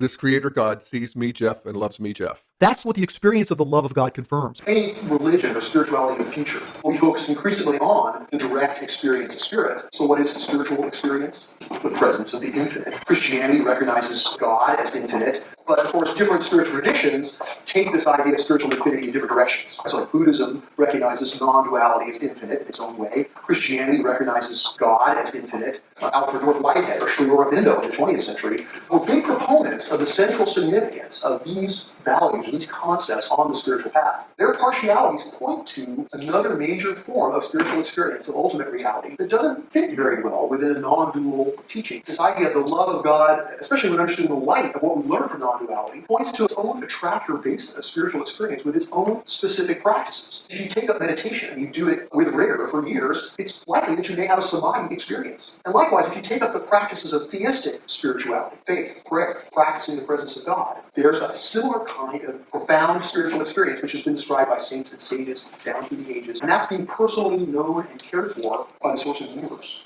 If there's only one thing, if there's no separation, then it's hard to ground philosophically this idea of love. But if we allow for a panentheistic conception of creator and creature, then the idea of the love of God can be reclaimed in a way that doesn't cause us to regress. There's an interdependent polarity in these two major attractor bases of spiritual experience, and this can be understood as non-dual oneness and the love of God. These two different kinds of spirituality are like two legs of our progress. The tension energy, the existential challenge that one offers to the other is actually the energy we need for transcendence itself. Non-dual ultimate reality is a very important part of ultimate reality. But there's another deep experience of ultimate reality in the love of God. Humanity has developed both in Buddhism Buddhism without a creator God. Sure. And in the West, it was built all around a creator God. That itself, to me, as a citizen of the world, argues that there's got to be some truth to both. I notice as I'm hearing you talk that there's a little thrill sensation arising in my body and in my psyche, because to see this values gravity towards goodness, truth, and beauty just built into the system, and to see how it's been unfolding, not only in the culture at large, but also in my own life and in history and in the whole history of the cosmos, it's starting to feel like there's not only an intelligence behind it, but also a love, or there's also a loving intelligence or a personality at work here. And I wonder how this view can actually provide the basis of a deep spiritual life and practice that is postmodern, is post-mythic, where the scientific truth of evolution can be the basis for an authentic spiritual path. Yes, indeed. Thanks for bringing that up. So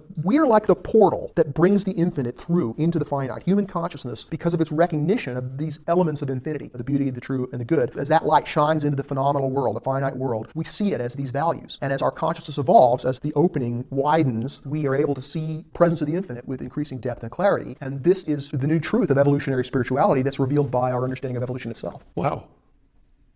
So Cool. Yeah. There's a marriage of rationality, not the kind of science that's being practiced commonly by scientistic fundamentalists, certainly, but a rational clarity and a spiritually inspired understanding that is coming together in a synthesis. We could call it non-dual. We could call it panentheist. That is, everything is God. There is only God. And yet God is more than anything. So there really is another kind of mysticism we're awakening to that is the most personal. And what I'm appreciating in my work right now, in which I'm expanding integral life practice into what I'm calling integral soul work, is a resonance with what I'm feeling in the Urantia book around this soul dimension. This wonderful quality of the Urantia book that it is both non-dual and that it is entirely theistic at the same time. There's a spiritual fragrance in that and an inspired heart in that I hope will bring something to the integral community too. I'm hoping that these two different communities can get a greater interaction and rapport, and I'm sure it will happen. Integral is being conflated with Urantia here. And maybe you don't know what Urantia is, but it's basically some kind of way out there Christian cult that combines reincarnation and space aliens and Jesus. And the text of the Urantia comes to us through channels, through mediums. Is this what you want associated with integral? Is this skillful outreach and integration? I don't think so. So yeah, it's been about 10 years since this video came out. And the version I have online is like 480p. It's not very good. And I wasn't very good at editing back then. So who knows, maybe I'll do like a 10-year anniversary remaster edition of the video or something like that, because it's pretty good, even though it's pretty long. The version I have is better. I believe it's at least 720p, and maybe I could upscale it. But anyways, when Steve McIntosh first heard I put out this video, he was like, just call me, we'll talk about it. You don't got to put out this video. And he's like, I'm a lawyer. You don't have permission to use any of my recorded videos on my YouTube, and YouTube won't let you. So don't even try it. Apparently, even though he was a lawyer, he didn't really know how free use worked. I did end up putting a disclaimer at the front of the video though, just to be like, hey, this is free use. You can't take it down. And then in the comments, he's basically telling me, you can't do a review based on a 1-hour talk I did. You have to do a written book review. Again, this guy is like living in the past. And then he also challenged me to a debate, which I accepted, but he never actually got back to me about actually setting up a debate. Anyways, the point is, these guys actually are friends with Ken Wilber. They've been on Integral Life. He's endorsed their work. This guy, Jeff Salzman, ran the biggest Integral podcast for years. Terry Patten's one of Ken Wilber's close friends, and he's in here with this Urantia cult, trying to act like Integral and Urantia are compatible. So actually now I don't think this is really a problem with integral integrity. I think it's actually a problem with integral itself. This is a feature, not a bug. Part of integral itself is this type of bad integration that allows people with dogmatic worldviews to think that they're at the highest stages of development when they're not.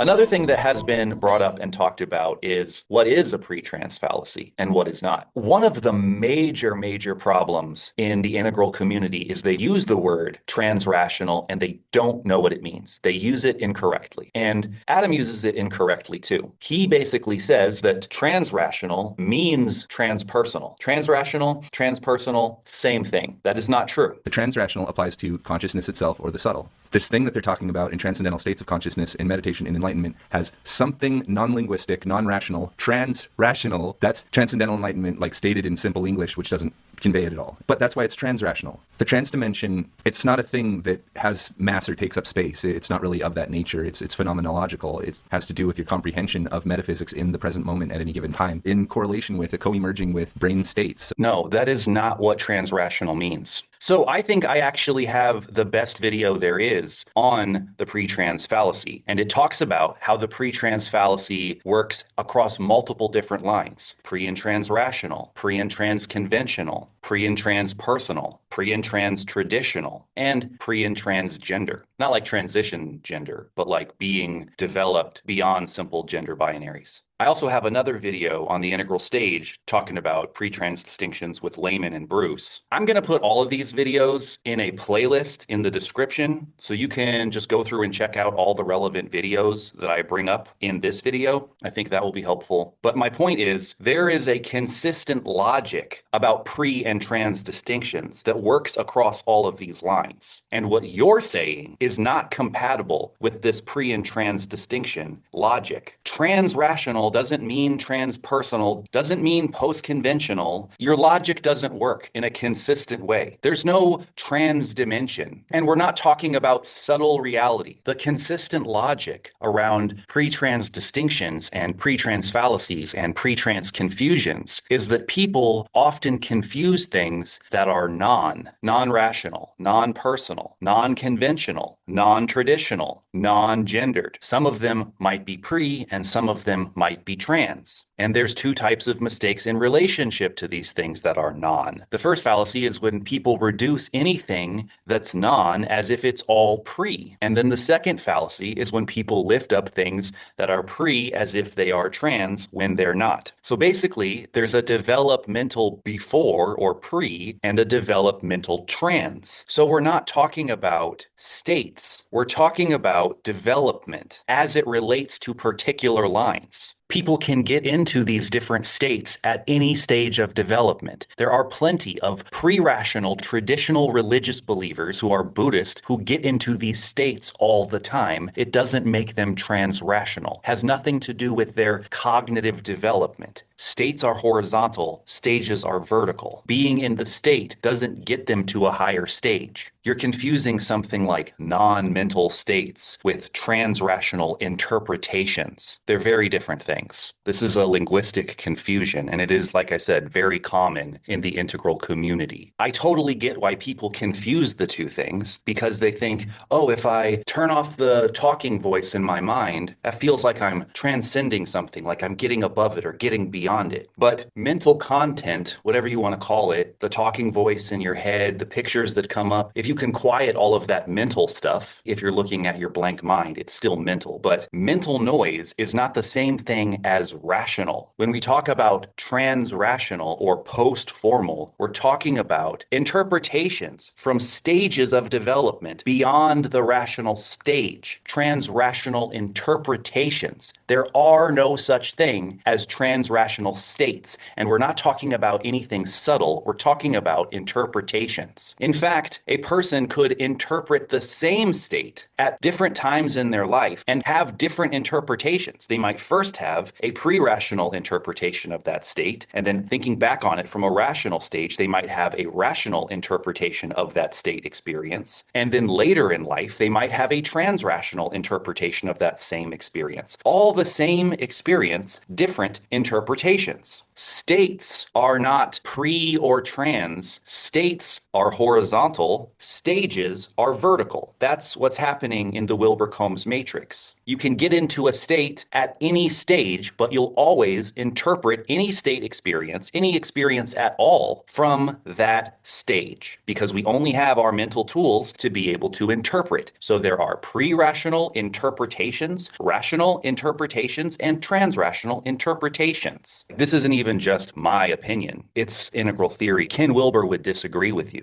The whole logic behind behind a pre-trans fallacy is that it's a developmental distinction. And if you're familiar with the Wilber-Combs matrix, you would know that states are free and stages are earned, and that you can get into a state at any stage of development. The only thing that's different is how you interpret the state. Let's go to Ken Wilber, so that way you can see him say it himself. States are free, stages are earned. There's several things that meditation doesn't do. It won't provide you with the context of wisdom, and that's why you have to have a cognitive interpretation that goes along with meditative states. You actually have to come out and have a philosophy that helps interpret your experience. I don't care what stage anybody's at. All 4 states are available at all 6 stages. As a person unfolds through these stages, they're still going to have access to the states, but they're going to interpret them at the stage they're at. If you see that interior light, you're going to interpret it according to the stage that you're at. You can't help it. When you're in it, you're in it. But as soon as you come out of it, if you're at the magic stage, it's going to be magical. If you're myth, you're going to interpret it ethnocentric. If you see that light and you're rational and scientist, you might come out of it and you might try to interpret it away. You can have very profound religious experiences but interpret them ethnocentrically. You can have very profound spiritual experiences and interpret them egocentrically. You can be at the rational level of development, like Bertrand Russell was, for example, and he had the experience of nature mysticism, but he interpreted it, of course, in rational terms. That's almost all you can do. If you have a peak experience, as I was saying, let's say you're at the mythic stage or wave of development, and you have an experience of a subtle being of light. It's culturally molded. If you're in China or in Southeast Asia and you have an experience of light, it might very well have 10,000 arms. It might very well be Avalokiteshvara.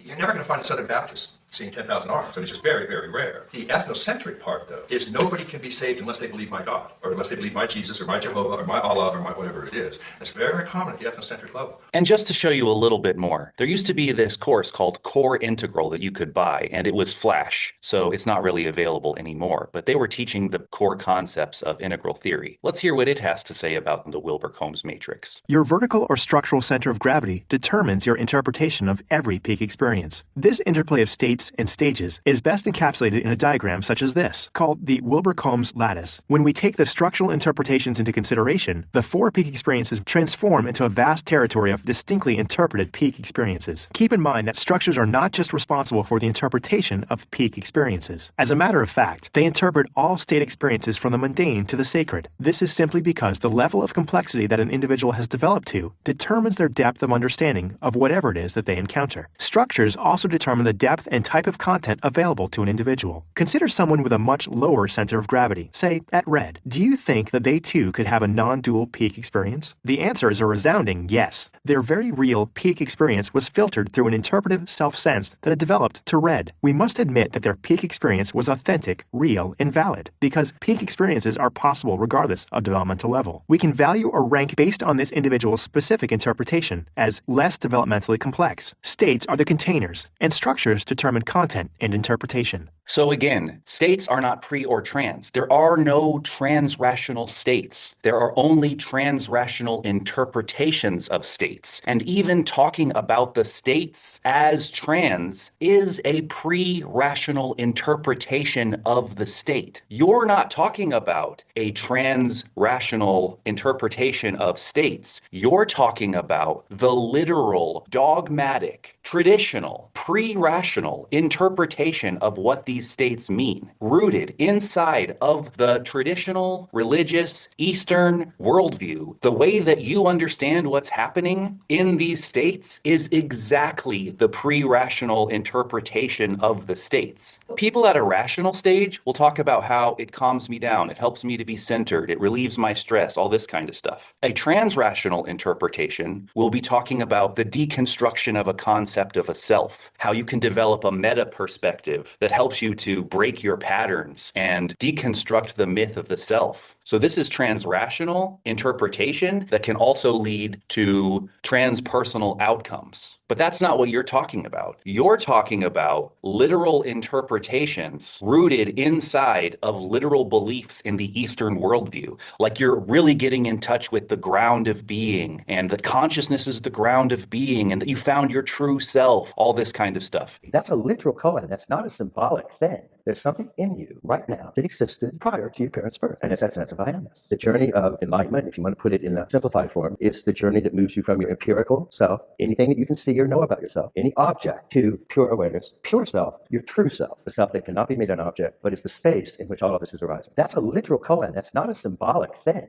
Joseph Campbell, probably the recent era's greatest mythologer and interpretive mythology, and somebody I certainly cut my teeth on. I was a great admirer of his and a really extraordinary work that he did. He used to say that there's really sort of two types of mythology, or mythology forms two different functions. He wouldn't use the terms pre-rational and trans-rational, but the way we're talking about them is the way he would talk about these two functions of mythology. And the first function is when mythology is taken to be concretely real. But what some people do, particularly educated, intelligent people like us that are trying to get some meaning in our lives, we can tend to take myths as deeply symbolic of something else. So that's a very distinguishing way to tell the difference between pre-rational myths that are taken to be concretely, literally true, and trans-rational myths as deeply symbolic. That's a literal koan. That's not a symbolic thing. There's something in you right now that existed prior to your parents' birth, and it's that sense of I amness. And the problem again with the pre-trans fallacy, way too many people take a lot of the pre-rational stuff and elevate it to trans-rational glory it just doesn't have. Fundamentalist, religious believer, they don't take these things metaphorically. These are not symbols of some higher truth. These are the truth. That's a literal koan. That's not a symbolic thing. From a really trans-rational perspective, there's no such thing as a true self. Self is a concept. Self is a narrative. Self is a myth. And these claims that you're making about the true nature of reality don't even rise to the rational level of interpretation. They're not even compatible with our understanding of how reality actually works, rooted in a rational perspective. They can't be trans-rational if they don't even rise to the level of the rational. Trans-rational transcends and includes the rational. So it would be a perspective that is in accord with our rational understandings about how reality works and doing more, deconstructing the relative ways in which we talk about and understand the world and ourself because of the relative nature of language, because of the fact that we're always doing storytelling. This is the postmodern or trans-rational deconstruction of the rational. That's why it's saying everything is relative, because the whole point is that all we have is relative language to be able to talk about things. All we have is storytelling. All we have is myth. So beyond just the literal rational interpretation where we take stories literally and ask, is it literally true? Is it literally false? We would also include metaphor and ask, do the metaphors also cash out in accord with reality? That's why it's rational plus, not pre-rational myths taken literally, but myths understood metaphorically. Even scientific myths understood as myths. Evolution is a story about how things happen. We're doing storytelling. It's just that all the symbols that we use, all the names that we have for everything are really well qualified and they line up with facts. So it's a very factual story. Like in the same way that a biopic about a person might be a mythology. It's a story, not the actual thing in itself, but it doesn't mean that the biopic or the myth isn't true, that it's not telling a true story. You see?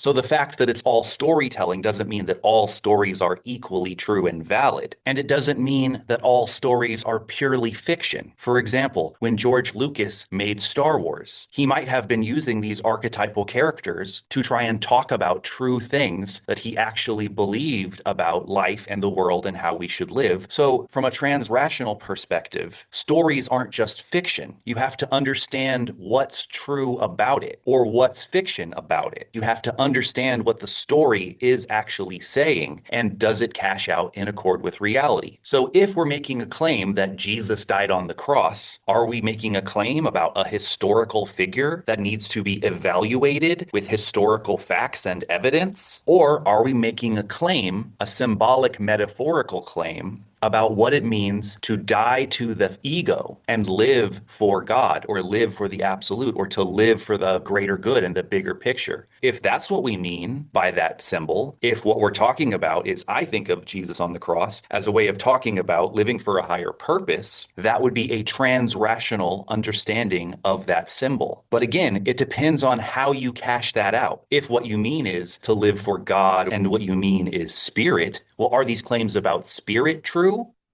There's not a good reason to believe in something like a spirit. So then maybe that interpretation of the symbol doesn't actually cash out with reality and it's more of a pre-rational interpretation. Whereas if you're just taking it in this vague poetic way about living for a higher purpose, that can cash out in relationship with reality as we understand it. You see what I'm saying? It's about interpretation and how those interpretations cash out in accord with reality. What is the type of claim that we're actually making? And then are we using the appropriate methodology to evaluate that claim? From the outside, how do you know if this person's operating at a pre-rational or trans-rational level? Would it be if they were able to say, I'm going to act as if Yeah. Well, first of all, you ask them exactly what is it that you're doing. If they're making an empirical claim, check it empirically. If they're making an empirical claim, check it empirically. If they're making an empirical claim, check it empirically. On the other hand, it can be a very high kind of metaphoric and as-if interpretive tool. Rational people tend to only have one type of methodology to be able to evaluate a claim. Is it literally true or literally false? Trans-rational people can do more. They can say, well, it's literally false, but metaphorically, if by this we mean this, as if this means this, then it could be true. And that's a reasonable claim, a rational claim to make. It transcends and includes the literal rational.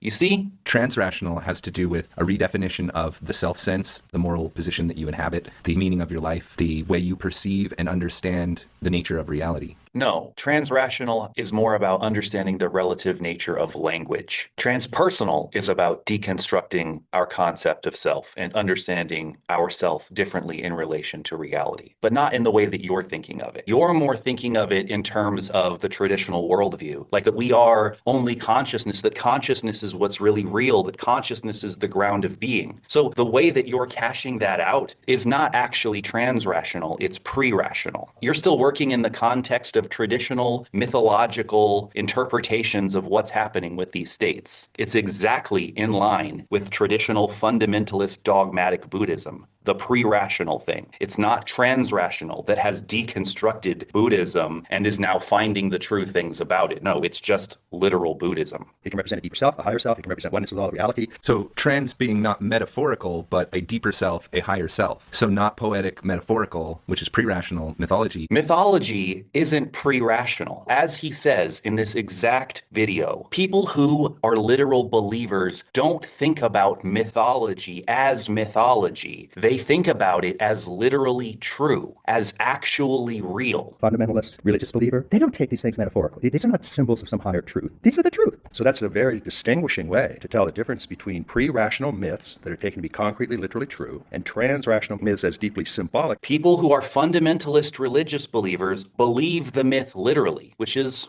what you're doing, which is what Wilber is doing. That's a literal koan. That's not a symbolic thing. There's something in you right now that existed prior to your parents' birth, and it's that sense of I amness. And I think, based on what I'm showing you, should be undeniable. Rational people deconstruct and debunk the literal interpretation of the myth. And transrational people can see poetic value in the myth, ways the myth could be true if you understood it in a non-literal way. And when Ken Wilber here is saying it could represent some higher transpersonal dimensions, and transrational myths that may represent some very high transpersonal dimensions. That is true. It could, but not all mythology actually is about something transpersonal. That's not how it works. There's plenty of mythology that is interpreted more metaphorically, where you could still get some transrational value out of it that is not about something transpersonal. I can think of lots of different examples. One example is that Joseph Campbell says a transrational way of interpreting demons is that there is some kind of natural impulse within you that is being repressed. And the only way that it gets to express itself is in this hidden, secret, toxic kind of way. So, for example, priests, because they don't have a God-glorified way to be able to express their sexuality, it gets repressed. And so, because there is this unmet need in a person, and there is no healthy way to express it, the only way that it can be expressed is some kind of demonic way. So a demon is a natural impulse that hasn't been given its due. See how that isn't just saying demons are bullshit or demons are true. It's saying, no, there's a poetic way in which the concept of demons could be true. Think about the Matrix. That might just be about waking up from the machine, realizing that culture and society are conditioning us. Also in Star Wars, the same kind of idea. Is the system going to serve humanity or crush humanity? Think about Luke Skywalker's hand when it gets cut off and then it gets replaced with technology. His right hand becomes a machine, similar to Darth Vader, who's been fully taken over by the machine to the point where it destroys his humanity. But for Luke Skywalker, the machine actually serves his humanity. humanity. It hasn't fully taken him over. You see, this is a metaphor, not about something transpersonal, but about our relationship to technology and the machine. So when we're specifically talking about stages of cognitive development, there are people who are pre-rational who might think maybe we are literally in a matrix. They might wonder if Star Wars or the Matrix is literally true. Rational people will just say, it's fiction, it's a story, but it's not really true. It's just a fun action movie. And then trans-rational people will be like, this story is about something beyond just the story. It's actually talking about us and our life and how we live. To be able to understand that about a myth takes higher levels of cognitive complexity. Do you see the development of cognitive complexity here? I might think it's true. I know it's not true. It's just fun. No, maybe it is true. And that follows the same kind of pattern of the yes, no, yes that we find in other developmental lines. Like, do you steal the medicine to save the life? Yes, I do. From red, because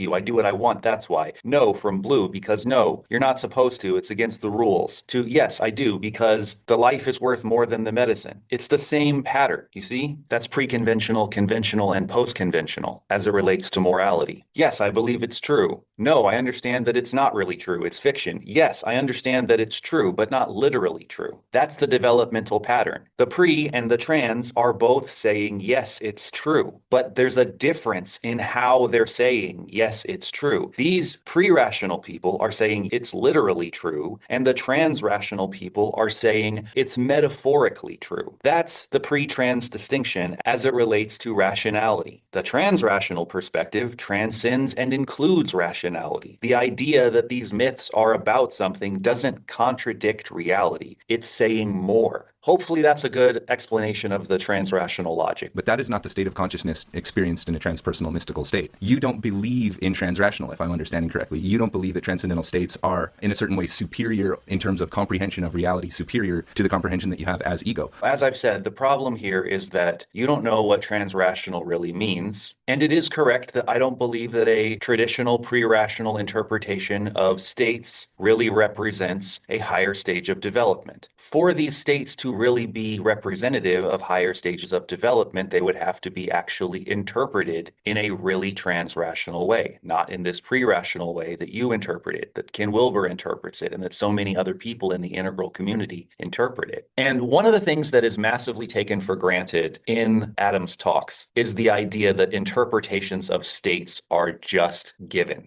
As if you get into this state, then you must come to this conclusion about the state. But a lot of that is circular reasoning. Like, I believe in idealism. I do the meditation in the context of thinking about it in terms of idealism. And then when I achieve the state, that proves idealism. No, it doesn't. I'm a person who was raised Christian, and I was on the worship team. So I had a lot of powerful religious experiences, and I've seen a lot of powerful religious experiences in the context of Christianity. And I think this was actually really helpful to me, because after deconstructing Christianity, after deconstructing blue into orange and beyond, I really wanted to figure out what was going on and what was true, but I also didn't want to get caught back up in a different superstition. And one of the main things that I had to grapple with was spiritual experiences, because I knew they were real, and I knew they were powerful, and that they meant a lot to people. But I also knew that their translation of those experiences was incorrect, that they didn't actually prove that Christianity was true. People are like, I can't convince you with rationality. I can't tell you with words. You have to come to my church, and you have to really open yourself up and like authentically let yourself have this experience, and then that'll be the proof. And then what happens is the music is designed to work you up into a state, and then you start to hear this suggestive kind of framing. God's pulling at your heart right now. He loves you. You've fallen away. You've been lost in sin, but God wants you to come back in and have a new covenant with him. He wants to burn away your pain and suffering and sorrow in his refiner's fire and replace it with his love. All of this kind of stuff, all of this suggestion does give a powerful experience. And often people are sympathetic to this worldview as it is. And if they feel something, they might take that as proof, when really, oftentimes, these are sad people. These are desperate people. These are people who come from broken families and desperate situations and would so much love the love of a father in their life, forgiveness, a second chance. And Christianity has methods of using those feelings and provoking an experience evidence that seems like proof to help a person get there. But this whole thing is rooted in the context of circular reasoning. How do we know that that was really God? In fact, what we do know is actually there are better explanations for what's going on here. So this understanding that spiritual experiences aren't just whatever the tradition is telling you what they are, and that they're actually interpreted and there might be better explanations for what's actually going on there, it really helped me in not getting too caught up in some of these other traditional experiences, in particular Buddhist ones. So when I had my incredibly helpful, incredibly useful state training experiences, I was also wondering, okay, what is the practical value of these things, which there is practical value, and what are these things really showing me? What do they really prove? And I don't think that they really prove that consciousness is the ground of being. I don't think that's true. I don't think that is a good explanation for what's happening there. And many other people don't as well. Ken Wilber talks about deep science and says that you basically have to perform the injunction to be able to judge.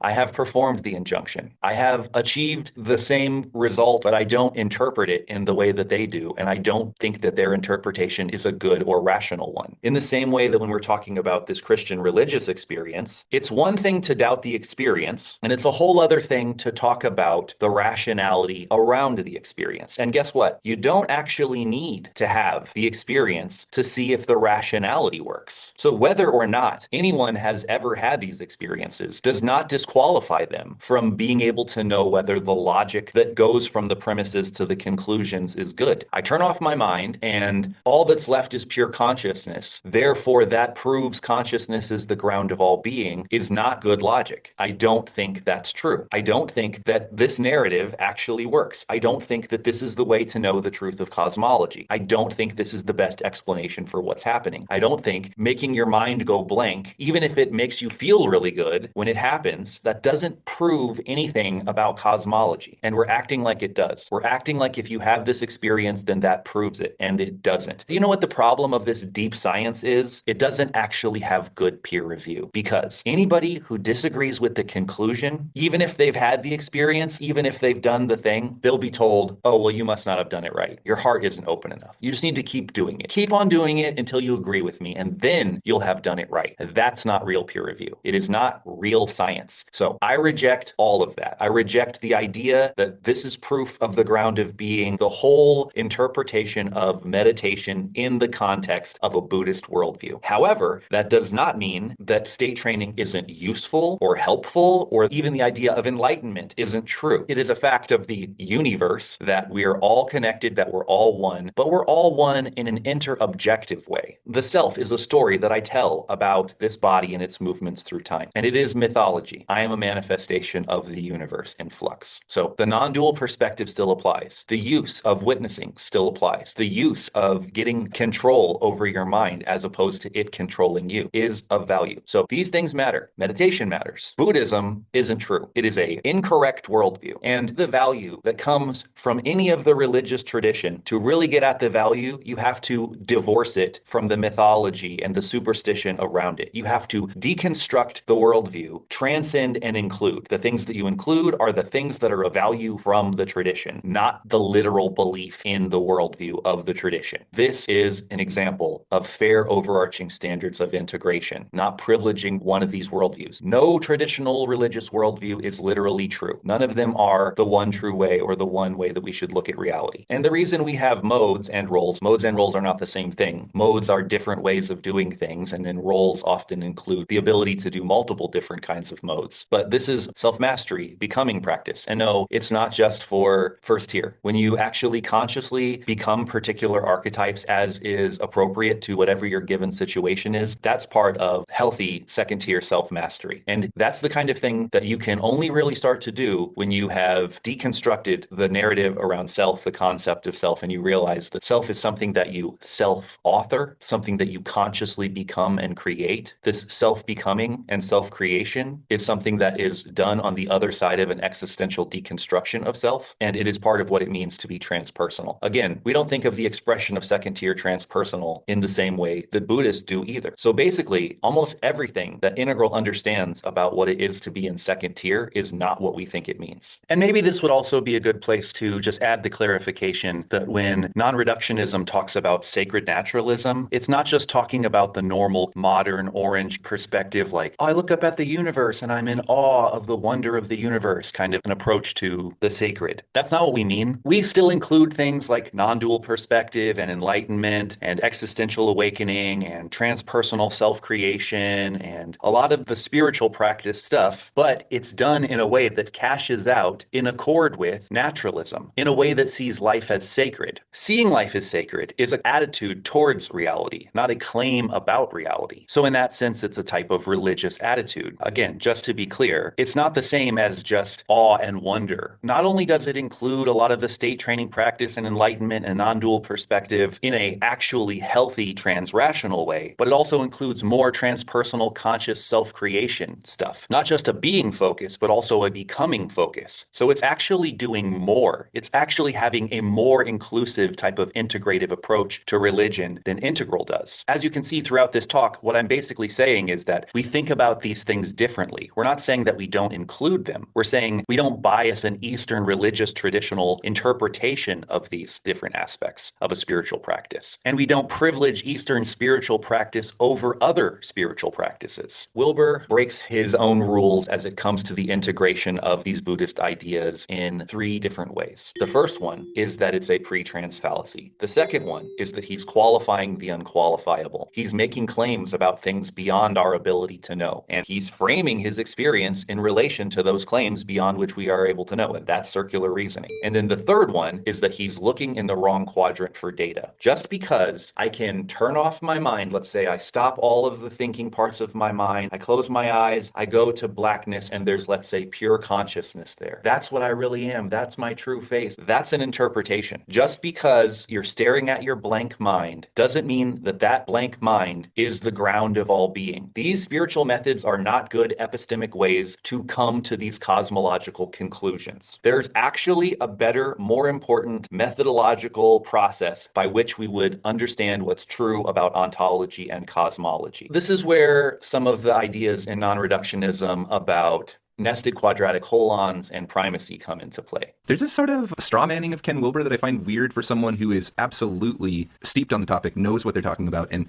if there is any kind of altering of definitions, it would stand to reason it's sort of deliberate in order to make Wilber look bad. I don't really get it. You're using that argumentative basis, the concept of a pre-trans fallacy that Ken Wilber has apparently derived from Joseph Campbell. I don't speak for Campbell. I don't know Campbell that well. You're using that to attack Wilber in saying that transcendental states are mythological, magical, pre-rational. What's really annoying here is that you're just still thinking that I must be doing something like purposely misrepresenting him. I'm literally quoting him. And that's why it feels like you're not really listening or like you're not really trying to understand, because I'm literally showing you. And then you just double back to the thing that you already think. You know, lots and lots of people have made these criticisms of Wilber, right? What more can you do besides quote him saying things and showing how he's breaking his own rules? If you show him saying one thing and then doing another thing, I'm showing you. I'm not just making claims. Like, what more can you do? At least you admit that you don't know the work of Joseph Campbell. Because if you did know the work of Joseph Campbell, and you then listened to Wilber talking about how he gets this idea from Joseph Campbell, it would make a lot more sense to you what's actually being said here. Because there's no way that you could come away from this kind of contextualization in the context of Campbell and have your interpretation of what transrational means. If you understood what Joseph Campbell's project was, if you understood what his work was, you would know that basically everything that he's always talking about is about interpretation of mythology in a transrational way, and not just in a way that is talking about transpersonal or states. Basically, Joseph Campbell is saying that these hero adventures in mythology are about us. The point of them is that we identify with the hero and we learn the lessons that the hero learns. And as you know, not all mythology theology is about some transpersonal awakening. The point of a lot of hero adventures could be something about different kinds of virtues, like about courage, finding your own path, rescuing something vital and life-giving and bringing it back to society. At the end here, the lady is asking, so can I tell if it's trans-rational if you say it's as if this and this and this? From the outside, how do you know if this person's operating at a pre-rational or trans-rational level? Would it be if they were able to say, I'm going to act as if? And then he says, yes. Yeah.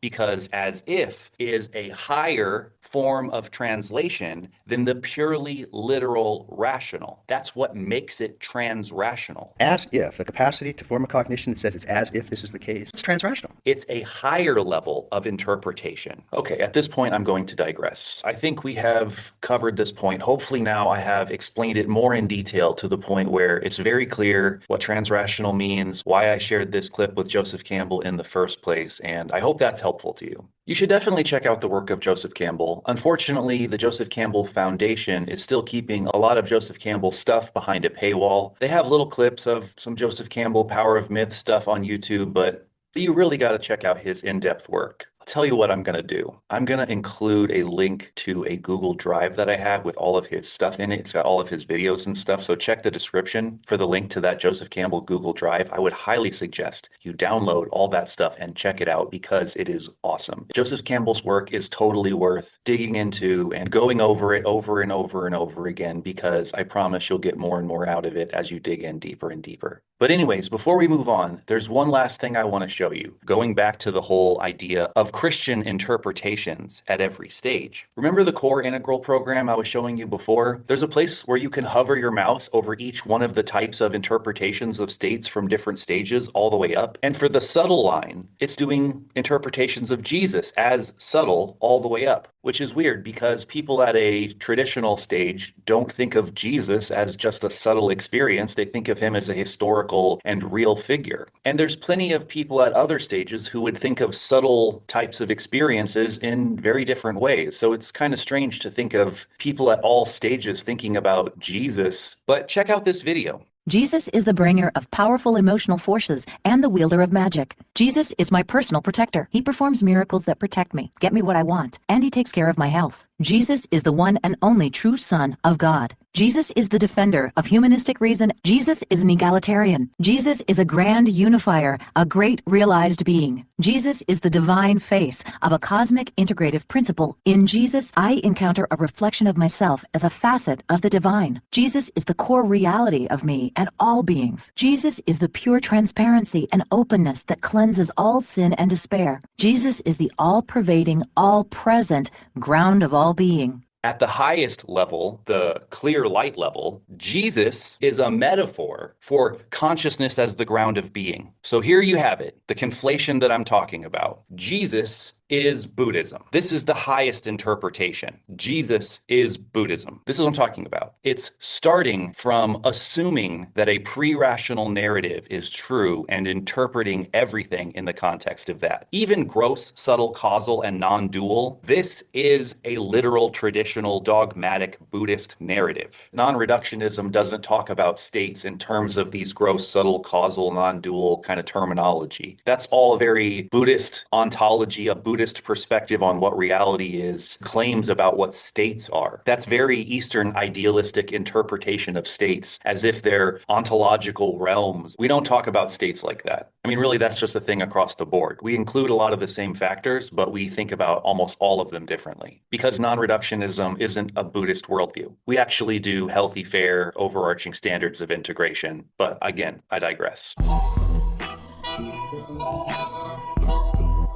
So as I said, I was in the integral community for almost 2 decades, but there are also other critics who are saying very similar things to me who have been in the community for as long, if not longer than me. And instead of just having me talk about these things and me say these things, I think it would be helpful to hear what some other people have to say. So I've made some short clips, heavily edited down for time and space. I just think it would be helpful to hear some of these things from more people than me, because you should know that these criticisms that I make are not just my opinion. A lot of these criticisms are consistent themes that have come up over and over and over again by critics in the community. Many of them started out as huge fans of love Wilber. Many of them have rich spiritual practices, have done psychedelics, have done lots of work in the integral community for a lot of years. So I hope you'll consider some of their perspectives in good faith. Let's get into it, and then I'll come back around at the end with some final thoughts. So this is a book by David Christopher Lane. He's a professor of philosophy at Mount San Antonio College. His wife is as well. He is also a lecturer in religious studies at California State University in Long Beach. He got his doctorate in sociology from the University of California, San Diego, and he has a master's in the history of phenomenology of religion from the Graduate Theology Union in Berkeley. He's the author of several books. So Dr. Lane is a serious source, and his book here is called Frisky Dirt: Why Ken Wilber's New Creationism is Pseudoscience, came out in 2011. Lane argues that Wilber's Eros in the Cosmos idea, the claim that evolution is driven by a spiritual force pushing towards higher consciousness, is essentially a new form of creationism disguised as evolutionary theory. This introduces non-falsifiable metaphysics into empirical science, which makes it pseudoscience. Wilber's claim is that Eros guides complexity and consciousness, which introduces supernatural agency, and evolution requires no guided intelligence. Wilber's claim is that spirit drives development, which is not testable or falsifiable, and the scientific method requires testable predictions. Wilber's claim is that random mutation plus natural selection aren't enough, which is an argument from ignorance fallacy, and complexity can emerge through known mechanisms. So it's really an ignorance of what science already knows. This is why I said he elevates minority creationist positions within the science community to advocate for his ideas. He says that Eros is this supernatural metaphysical force, and Wilber frames it as science, but this is not science. Lane says Wilber switches back and forth between saying that Eros is metaphorical and Eros is literal, which avoids accountability in either domain. The main argument in a nutshell is that any claim that evolution requires intentional guidance is by definition creationism, even if you rename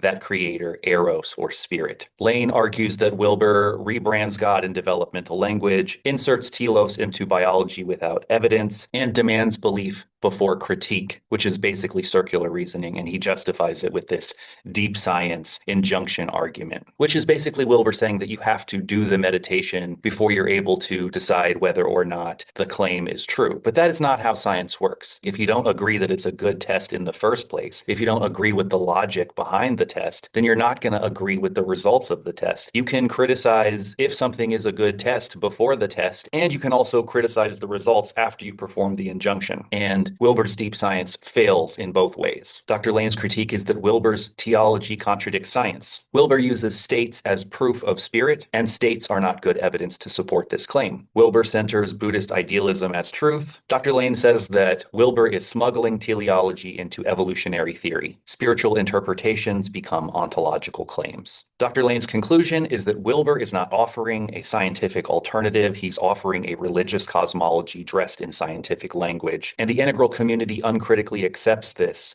as cutting-edge theory when it's not. Dr. Lane ends by suggesting that if Ken Wilber wants to make these kinds of unfounded claims, that they should be framed honestly as religion, not fraudulently as science. This is Buddhist idealism in disguise. It's methodologically dishonest, epistemically conflationary, and ontologically unjustified. Frank Visser.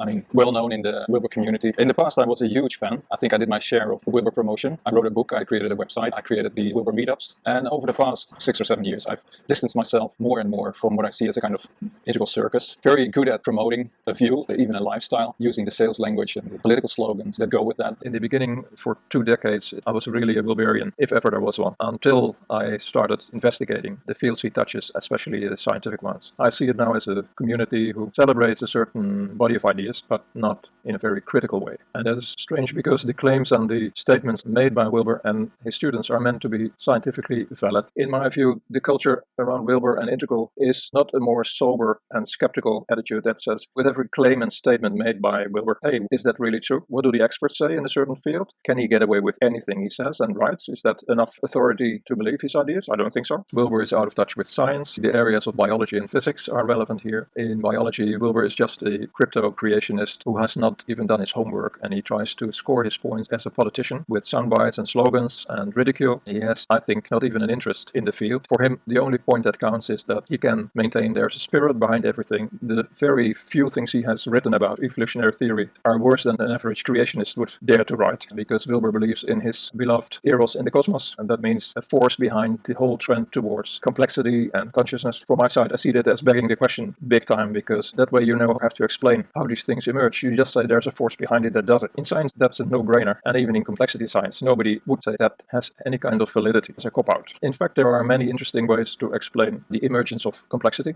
from the very small to the very large, and in no way do we need to resort to easy so-called explanations like there's a spirit behind it. That is the end of science and the end of rationality. For me, this whole approach is very unfruitful that Wilber has taken, and it shows him as a kind of spiritual ideologist who just wants to promote his idea that there is an eros in the cosmos. The same goes for his dismissal of the famous second law of thermodynamics. Wilber wants nothing about this. He just dismisses the second law and says there's a trend towards complexity and there's even a spirit behind that. Here again, he's completely out of touch with science, and that's really embarrassing. He should know better than that. A body of knowledge that is never questioned or never assessed and evaluated, and has no open exchange of ideas back and forth about the validity of the ideas, is doomed to become an ideology. So that is a really horrible situation, intellectually speaking. The level of abstraction is sometimes so high that you need to come down to the details and see if it holds true.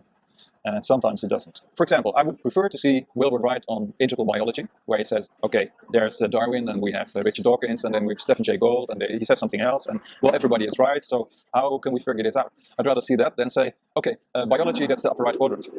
End of discussion. That's a classification game that is very popular at Integral.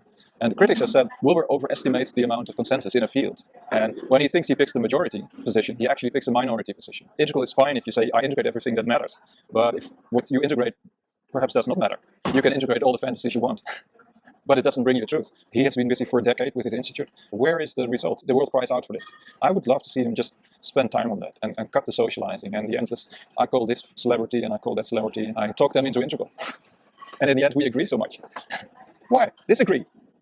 That brings the clash and the insight and also the qualification. Like, if Wilber says A and somebody says B, Wilber could say, well, perhaps it's not in all cases A. That's a qualification. That's refinement. Instead of saying, I can dismiss you because you're green or you're not qualified. All the more reason to have a close reading of his work, instead of letting him get away with anything he says. Because I value his program and I like his ideas, there is every reason to follow that closely and to just not be impressed by any authority, argument, or games he plays. Like, we had a real problematic exchange on the internet. He really tried to silence his critics. He's playing the game that he has figured it out and everybody else is stupid. Literally. It freezes. Wilber says, hey, you're not qualified to criticize because you are of a lower stage. Can you believe it? In no scientific debate will you find this. And that's unfortunate, because science or philosophy grows by debate, by listening to critics, even inviting not only those who agree. That's a bit the culture in the integral world. Like, hey, we agree with each other. It's a kind of hall of mirrors, like integral confirms integral, which is a good feeling. But listen to the people who don't agree with integral. It could be another game to say, let's include the critics and see what happens. It's a man's game. We fight with theories. Working deeply in developmentally informed education, and then played a role with the integral education community, standing that up, which was a kind of a subset or a branch of Ken's Integral Institute in the kind of early 2000s. And then as a result of that work, was actually recruited by one of only two sort of truly integral management consulting firms. We conducted a series of experiments over the better part of a decade on how do you bring integrally informed development, leadership, organization, and communication into high-growth businesses. None of them worked, and neither did Integral Institute as a business. No one is branding their work, their movement, or ideas in that way these days. Ken's model, which he then kind of piggybacked to Spiral Dynamics, the idea that if you're even here at this conference or reading this book, aka one of us, you are, parenthesis, at least cognitively at second tier. I think that created far more problems than it solved, and it basically was like crack for Asperger's kids. Getting a contact high from reading Ken's stuff and getting to see yourself on a map and position yourself up and away from, no matter what the disclaimers were, and there were plenty of disclaimers, the reality as that showed up in culture and in practice resulted in a bunch of dissociated eggheads masquerading as Jedi. And that, I think, was, part of the cracks in the foundation. Second tier men who are so imbalanced in their embodiment and their absolute lack of backbone and conviction. I'd rather deal with blue, honor, duty, courage, sacrifice men who recognize that there is in fact something bigger than their own experience or process to live and die for. And then you're just like, that's awesome. Now, can we expand what it is you bow down to? Versus trying to find men who are so about counting the angels on the head of a pin, that their balls and their backbone are nowhere to be found. Because of Ken's broad sweep, because of his synthetic analysis of a lot of disciplines, and because of the confidence bordering on hubris with which he held forth and proclaimed the nature of things, if somebody hadn't done their own primary research and wasn't deeply versed in the disciplines that he was presuming to speak of, they took his synthesis and analysis as gospel and never went back and did the hard work of reading the original sources and drawing their own opinions or triangulating between other experts and leaders in those given disciplines. We've all got our biases, so we for sure, we can only become more of what we are. He was a Eastern non-dual meditator, so out of all traditions, he wildly privileged those. We all come in through certain doorways, but as he justified those to the exclusion of other things, when all you got to hammer everything looks like a nail, spiral dynamics sort of firmly jumped the shark when Ken changed the colors to align with the chakras. That would be the place I would back it off from. It lost all of its nuance and most of its usefulness by the time it got simplified into the versions that most people are conversant with today. There's been lots of solid and methodical breakdowns of where integral theory got out over its skis, specifically its orienting generalizations and presuming to define entire academic disciplines with a certain straw man that then would get knocked down. So there's critiques within the frameworks, and that's been done. One of the biggest problems, like Neo-Vedanta, the idea that the world is illusory, it's all in your mind, and just changing your mind is going to change everything. Where Ken lost the most relevance, other than the collapse of Integral Institute, was for him to be discussing glibly chakra systems or subtle energy or things that are very far off the reservation of even skeptical enthusiasts and discussing them as if they are established facts. That to me is problematic. You're like, okay, you've broken with any efforts to maintain relevance. Is really important to distinguish between what is regressive and just going back to kind of magical thinking and what is progressive, where we're truly stepping into some increasingly complex and helpful new ways of looking at stuff. Somewhere between the non-dual and the psychological is the span where Ken was actually had the least vision, and that was the messy human parts of how we get this done together and the way we inform and are informed by each other. As soon as it devolves in any way, shape, or form to exclusive claims of wokeness, abiding and unchallengeable access to source, that's when any emergence collapses. I think spirituality is wildly overrated, and I think our core humanity is wildly underrated. And so the teachers that I can get behind, folks who are like, this is it, this is us, and get used to it. And the way out is through, the way out is down and in, not up and away. Those experiences just feel more honest, and we don't end up in the schizoid effort to reconcile the utter tragedy that is the human experience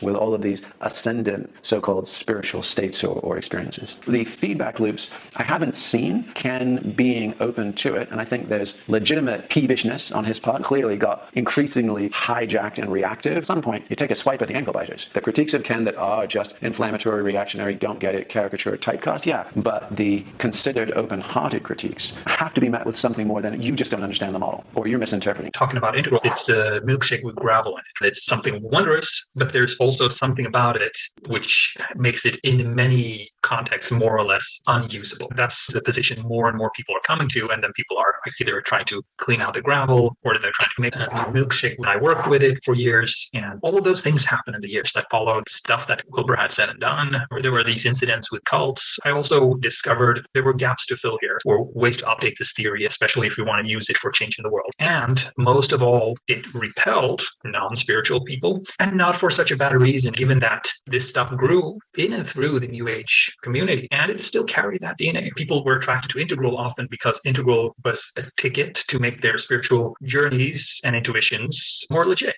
in a modern, rational, secular society. Many of the integralist followers were in it specifically for that ingredient. So when I tried to build a political movement in Sweden around these things, and Denmark a little bit, things got fairly New Agey pretty quickly and very focused on the inner dimensions. People were drawn to this stuff for its focus on the inner dimensions. So many people are there to fulfill this particular need. When you then go, okay, let's look at the system side, they nod, but after a while they get bored with it. And they say, okay, sure, but when do we do the real stuff? The meditation.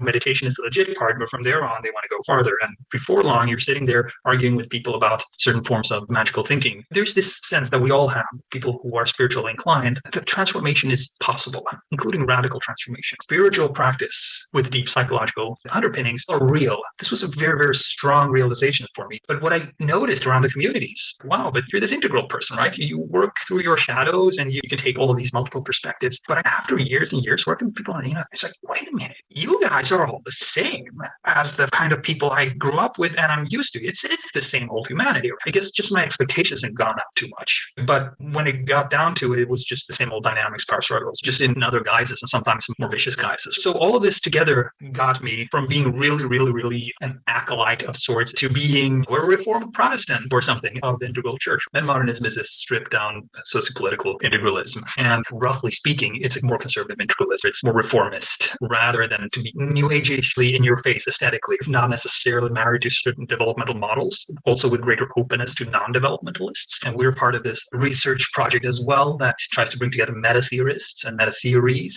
still trying to find its feet and defining its direction. But I think metamodernism may not actually be the vehicle for the future of real meta-theory discipline. Metamodernism is, of course, a commentary on a certain cultural vibe and certain stage, etc. And I think the next torchbearer for that kind of thing would be the creation of some kind of transdisciplinary meta-theoretical discipline, which has method, has academic standards, but at the same time manages to be as holistic and comprehensive as Integral tried to be, but it isn't necessarily about metamodernism. I don't think there are almost any self-identified integralists anymore. That kind of movement that was fairly monolithically following Wilber that existed 15 years ago or 10 years ago almost doesn't exist anymore. It has failed. If the project is this particular brand to kind of find its way into the center of human thinking and there begin to integrate all strands of human thoughts and knowledge in a productive, actionable manner, then it did fail. Integral was kind of a point where everything kind of came together in one person, in one setting, etc., and then kind of explodes in many different directions, some of which go really south. So cults, far-right stuff, lonely people being in telepathic communication with Wilber via YouTube, UFOs, integral Nazis, psychedelic Nazis, what the fuck, etc., etc., etc. We may need to, at this point, not be too inclusive. We need to, I think, move towards stronger discernment. My old self would have said, oh, that's interesting. Good on you. You think that's interesting. Go and see where it takes you. Now I say, be very careful. You might be harming yourself and other people, including your family, if you go farther in this direction. You are opening up not Alice's Wonderland, just a rabbit hole, and it goes to conspirituality. We're talking poison chalice, right? It's not even a chalice. You threw away the chalice. You're up to here, right, in the poison. That sort of shit is awful, and we need to be very careful not to contribute to those sorts of things. And that's why I think the future really is in better theory, thinking in terms of future developments of meta theory. There are significant updates possible to Wilber's theories. The new kind of prism that needs to emerge is a more thorough and more careful meta theory. I think there's some kind of cosmic battle to be had for the soul of Integral. The marriage of sense and soul, right?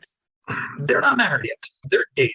And it's on and off. And sometimes soul has a huge affair on senses expanse. If we want to drink from pure chalice, we need to not fool ourselves. And people are fooling themselves. Like I talk to respective integralists, and they will say, so my next big project is I'm going to research the number of the dates you're born and how that influences your life. There's no research frontier and the real where we can see subtle energies working, etc. And it's like, it's not real. It's just not real. You're bullshitting yourself. These are respected people in the integral community. We have a problem. As long as those things exist in substantial amounts and are integral to integral, its promise cannot be fulfilled. Intelligent people will walk in the door, they'll get a whiff of some of that, they'll go look elsewhere for meaning of life and for integration of knowledge. Next level models, pure theory or meta theory models, that I think is the real future of the real integral, the real marriage of sense and soul. So the kinds of branding and marketing that have been associated with Ken Wilber's kind of integrative pluralism has been a little bit too positive, futuristic, American, feel-good, clean. And that sets up a dichotomy so that when there are normal human problems, it seems like it undermines that. I've seen that all around me in individuals relative to their feeling of what their practice and what their beliefs mean about them, that they're at the leading edge of evolution. And they start to get into this culture where you can't help but become fragile and crash when you've got that kind of distortion. When I came into the community, I thought, oh, this is an example of something. When I talked to Ken Wilber a few months ago, I said to him, you're the mark to beat. The future of this kind of thinking has to be at least as good as what you did. But that means that I'm thinking of a space in which people are doing this, and he's an example of that. One of the first things that I needed to do when I became associated with the community was to distinguish between what I called integralists and integralites. And so there are people who have these ideas and identify with them regardless of what their internal situation is. And there's other people who have found these things in themselves, people who have their own vision, logic, experience, whether they've ever heard of these ideas or not. So which one do we think is the real integral community, right? Ultimately, ultimately it's got to be the one that isn't just the branded organization. Once you start thinking about that, you realize that the theory itself tells us that this should be the case. And I found that that was one of the limitations, is that people don't often apply the ideas of the theory to themselves or to the community. Wilber's attempt to clarify and popularize this was an excellent attempt, but it's failed. I think there is a role for creative divergence and reconsolidation, and we have to get that right in various ways, in theory and then also in the communities. We have to manage both of those. I also think there's something about a sort of as you sow, so shall you reap in the ethos that Wilber's temperament brought to all of this. And one of the things he does is he likes to be casually dismissive. He likes to push off against things. This is integralism, and that was the postmodern cul-de-sac, right? And you kind of exaggerate the degree of difference. We don't have to worry about that one because we've got this one now. And I think that spreads through the community so that people naturally start to do that to him as well. You go, well, that was the problematic integralism. This is integral 2.0 or something like that.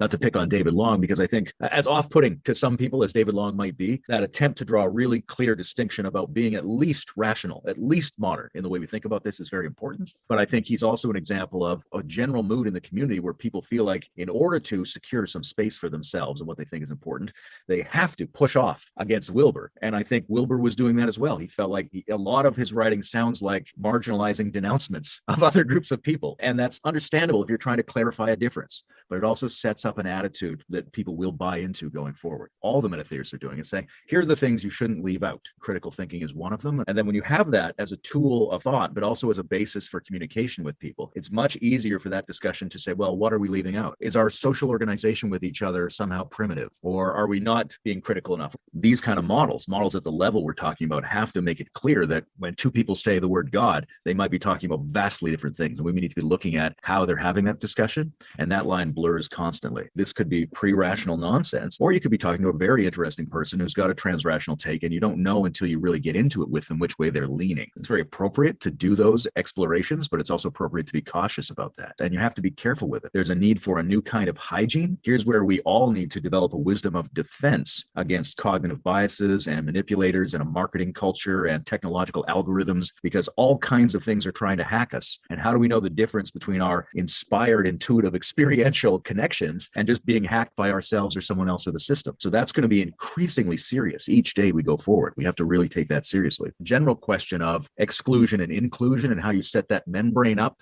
and how you establish community spaces that are as inclusive as possible, but don't include the things that endanger people and undermine the space, and how you allow the space to take hits and be anti-fragile by growing in response to not trying to control everything, but at the same time, establish real boundaries in order to establish a particular ethos in a particular space.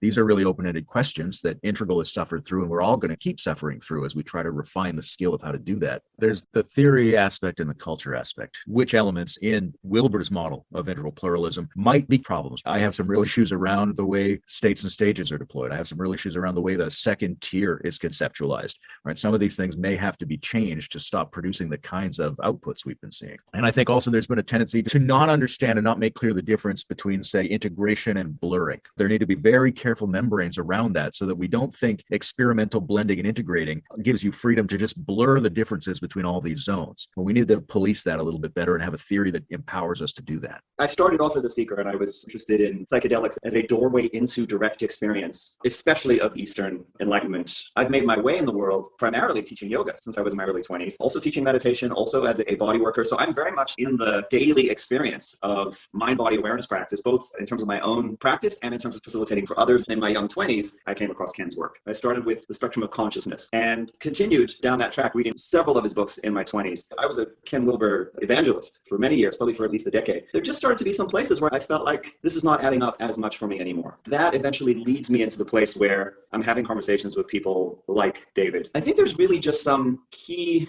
points where we feel like the integral model and integral community took some wrong turns and headed off in a direction that doesn't make sense to me anymore, even though it may have at some point. As I intersected with the integral community more over the years, I started to find that when I would meet people who were really into integral in the real world and think, oh, we're going to have this great connection. The notion was if you can talk about second tier turquoise yellow conceptually, somehow that means that you're there. And so what I started to notice is that there were a lot of people I was interacting with who would talk about transrational high levels of spiral dynamics and would would basically be repeating a lot of very New Agey, very magical thinking, mythic literalism, quasi-religious set of beliefs, but talking about them with this new language. So there's some sort of translation into this new framework. And so a lot of those pre-trans distinctions, this is one of the things that I know David is talking about and that I'm really interested in too, seem to get sort of glossed over in the interest of like, let's all just say we're part of this new club where we have this cool vocabulary and we're sort of intellectual New Agers. And I'm not down with that. Part of where Integral runs into trouble for me is that there can be a tendency to overprivilege upper left experiences. If someone were to come along and say, no, I had this experience, and this experience is proof of this interpretation. How do we navigate that bridge between profound experience and what we assert that experience means with much more care and rigor, while understanding that the desire to do that is not based in devaluing the experience. It's based in taking the experience seriously and saying we need to have a nuanced, sophisticated fluency in the language of the inner life such that we can speak about it coherently and not fall into self-indulgent, ego-inflated, overly literal interpretations of what the experience means. That bridge is something of a tightrope, and it's a very easy one to fall off of. There's an idealizing of these paths, Eastern philosophy and practice, that I was very prone to as well, where it's very easy to become convinced that there's an ultimate enlightenment experience, there's an ultimate non-dual awakening, there's an ultimate dissolution of the ego, there's a merging with spirit, capital S, that can happen if you are the dedicated, heroic meditator who really goes there and does the work. There will be this great reward. And when that great reward gets framed as an ultimate absolute truth about the nature of reality, about the purpose of the cosmos, about your base before the Big Bang, as sophisticated and beautiful as it is, as much as I identify with that heroic quest, it's as much a revelatory claim that has a religious underpinning as anyone else can make. It doesn't matter how beautiful and sophisticated the context is. If you ultimately end up with this revelatory religious claim, something still needs to be worked through as far as I'm concerned. Joseph Campbell became really, really pivotal, and I devoured everything I could from Joseph Campbell for a long time, precisely because he was saying, okay, there's this mythopoetic domain of human experience and human culture that shows up everywhere. And so what does that say? Does that therefore say that all of these myths must be literally true? Or does it say that there is a symbolic, metaphorical language, that there's an aspect of our psyches and our brains that is structured in this way, where we make sense of the primordial, sacred aspects of our experience through this kind of language? And it's beautiful and profound and worth exploring, but it's worth exploring in a way where we're saying, let's get fluent in this specific language and not literalize it and generalize it outside of the quadrant that it belongs in. Over time, I've moved from being someone who's like, consciousness is everything, the universe arises out of consciousness, we are consciousness, from consciousness we come, into consciousness we shall return upon the death of this physical body, from being someone who found that very convincing to being someone who says, look, consciousness is this absolutely extraordinary, unique, sacred, incredible phenomenon that is an undeniable aspect of reality. It's the one thing we can be absolutely certain about, right, in terms of our first person experience, but it appears to be causally reducible, but not ontologically reducible to the brain. Now, of course, it's the brain in the body, and of course, it's the brain in relationship to the environment. I love Dan Siegel's way of defining the brain as the extended nervous system throughout the body. I'm not just talking about some stuck in your head sort of way of thinking about it, but with some of the passion for panpsychism and for idealism within integral circles, I find that it usually correlates with wanting to believe in paranormal phenomena, with wanting to believe in an ultimate spirit that we can realize through spiritual practice, with wanting to believe that near-death experiences and out-of-body experiences somehow count as evidence beyond quote-unquote mere materialism. This is a key area that I think is really important, is how we unpack what counts as evidence for certain kinds of claims, metaphysical claims, paranormal claims, religious claims. Even if they're dressed up in integral language as not really being that, they still are that. The affinity for notions of consciousness somehow are beyond neurobiology tends to go with a lot of this stuff that's pre-rational, but that gets translated into integral language as being transrational.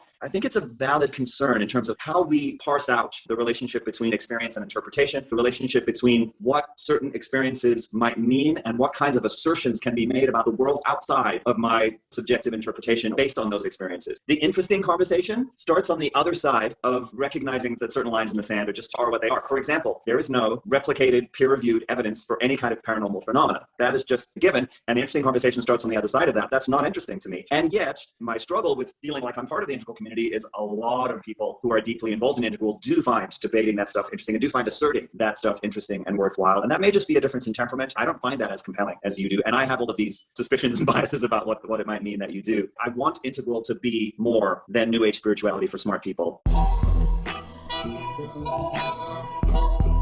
All right, final thoughts. Big thanks to everybody who made it this far in the video. If you made it this far in the video, type a comment down below and start it with the words, "Thanks for the deep dive," so I know you watched all the way. Big thanks to Adam from UnThinkMe. This video is really trying to get to the heart of our differences, because I do think that's important. Adam has said in his past videos that he feels a kind of kinship with me. We have a lot in common, and I think he's right. I also was a huge fan and supporter of integral theory for a long time, and I hope he and other people who are coming from an integral perspective watch this video, understand that my perspective is good faith, and it is coming from a person who spent a long time in this community, a long time, thinking very in depth about integral ideas. I know a lot of people got into this community specifically because of the spiritual ideas related to it. And I think maybe Adam might be one of these people too. When I scroll through his videos on his channel, I'm not really seeing a lot of stuff there about philosophy. It seems like his main interest is actually in the spiritual stuff, the stages of development, the states of consciousness. He said something at some point about thinking that I use the quadrants in kind of a trivial way, but actually I think the quadrants is actually the element that has the most to do with philosophy. And I don't really see him diving in deep to the philosophy stuff in that kind of way. He even mentioned something at some point where he seemed surprised that I don't believe in free will. And he was like, we can make choices, as if that's what it means to have free will. Maybe I could just say something about that really briefly. The free part of free will means free from influence, like not determined by, determinism. And determinism is different than fatalism. Determinism just means that there are reasons that determine why you do things. So if you believe in nature and nurture, then your will isn't free. It doesn't mean that you can't make choices, but those choices are not coming from a perspective that's free from influence. So of course we have will. It's just a heavily conditioned will, not a free will. Adam and I both play guitar. Knowing music theory doesn't stop a person from being able to improv. You can still make choices, but those choices are informed by theory. How this is relevant is that these arguments about free will versus determinism are kind of freshman philosophy sort of topics. Most people who believe in free will are just believing in it as a given without having really thought about it very much critically. So I really just wonder how much people who are in the integral community are actually interested in philosophy at all, how informed they are about philosophy, how much they know about the regular arguments that are taking place just even on a modern and postmodern level. Because how can we do integrative philosophy when we don't even know the arguments that are happening between blue and orange? Again, I made a video about semantic compatibilism as this kind of middle position between free will and determinism. And that's a good example of the kind of stuff that I'm talking about, where a lot of the content that I make, I feel like it is really interested in philosophy. I really don't know how much people in the integral community are actually interested in philosophy. At the end of Adam's last video, I think he spent like maybe 20 minutes almost doing like a kind of spiritual pointing out instructions kind of a thing. Just right here, right now, we are going to look directly and fully at what I am. What am I? He really thinks that this Buddhist interpretation of awakening is the really good and important thing here. And basically what I found is that people in the integral community who are really focused on idealism and Buddhism and coming from a strong religious focus, many of them won't listen to reason. Even the name UnThinkMe makes me worry. But I have seen some really good signs from Adam. He seems very good faith. He seems very honest. He seems very gracious. And so I have high hopes. And I would be willing to talk with him face to face and get more into the details. You might be seeing that happening. I hope that he spends a little bit of time and he watches some of the videos in the playlist that he might have missed to maybe dig in deeper to some of my ideas about these topics. So that way when we do talk, it's more of a meta level discussion that's really informed by the stuff that I've already said. But yeah, I will be interested to see where we go from here. I'm also posting this on my I Am David Long channel, where a lot of my old videos are living, and I'm not posting it on the non-reductionist channel because I want to save the non-reductionist channel for actually talking about non-reductionism. I really don't want to talk about integral theory. And if I am going to talk about it, I'm going to talk about it on this channel. Also, part of the reason why I went so in depth here is because I kind of want to make just a few final videos about integral that are definitive so I don't have to keep on re-going over this territory over and over again. I don't want to spend really any time debating integralist. I want to spend all my time developing non-reductionism. But I know a lot of people are going to be coming from the integral community, and as it relates to some of these topics, I'd like to be able to just point to this video and be like, that's what I have to say about it. So as it relates to non-reductionism, I'm currently working on building on-ramps and off-ramps. On-ramps for people who want to learn, and off-ramps for people who don't resonate with the ideas. So if you don't like this video, non-reductionism is probably not for you. If you vibe with this video and you want to learn more about non-reductionism, go to the non-reductionism channel and check out some of the videos there. Dig in deeper and check out our links, join the community, get involved. But I'm going to leave it there. Thanks to everybody for watching. Big thanks to my Patreons. If you want to support more content like this, become a Patreon supporter yourself. Make sure you like, share, and subscribe to this channel and the Non-Reductionist channel. Share with all your friends, and I'll see you in the next one. Peace!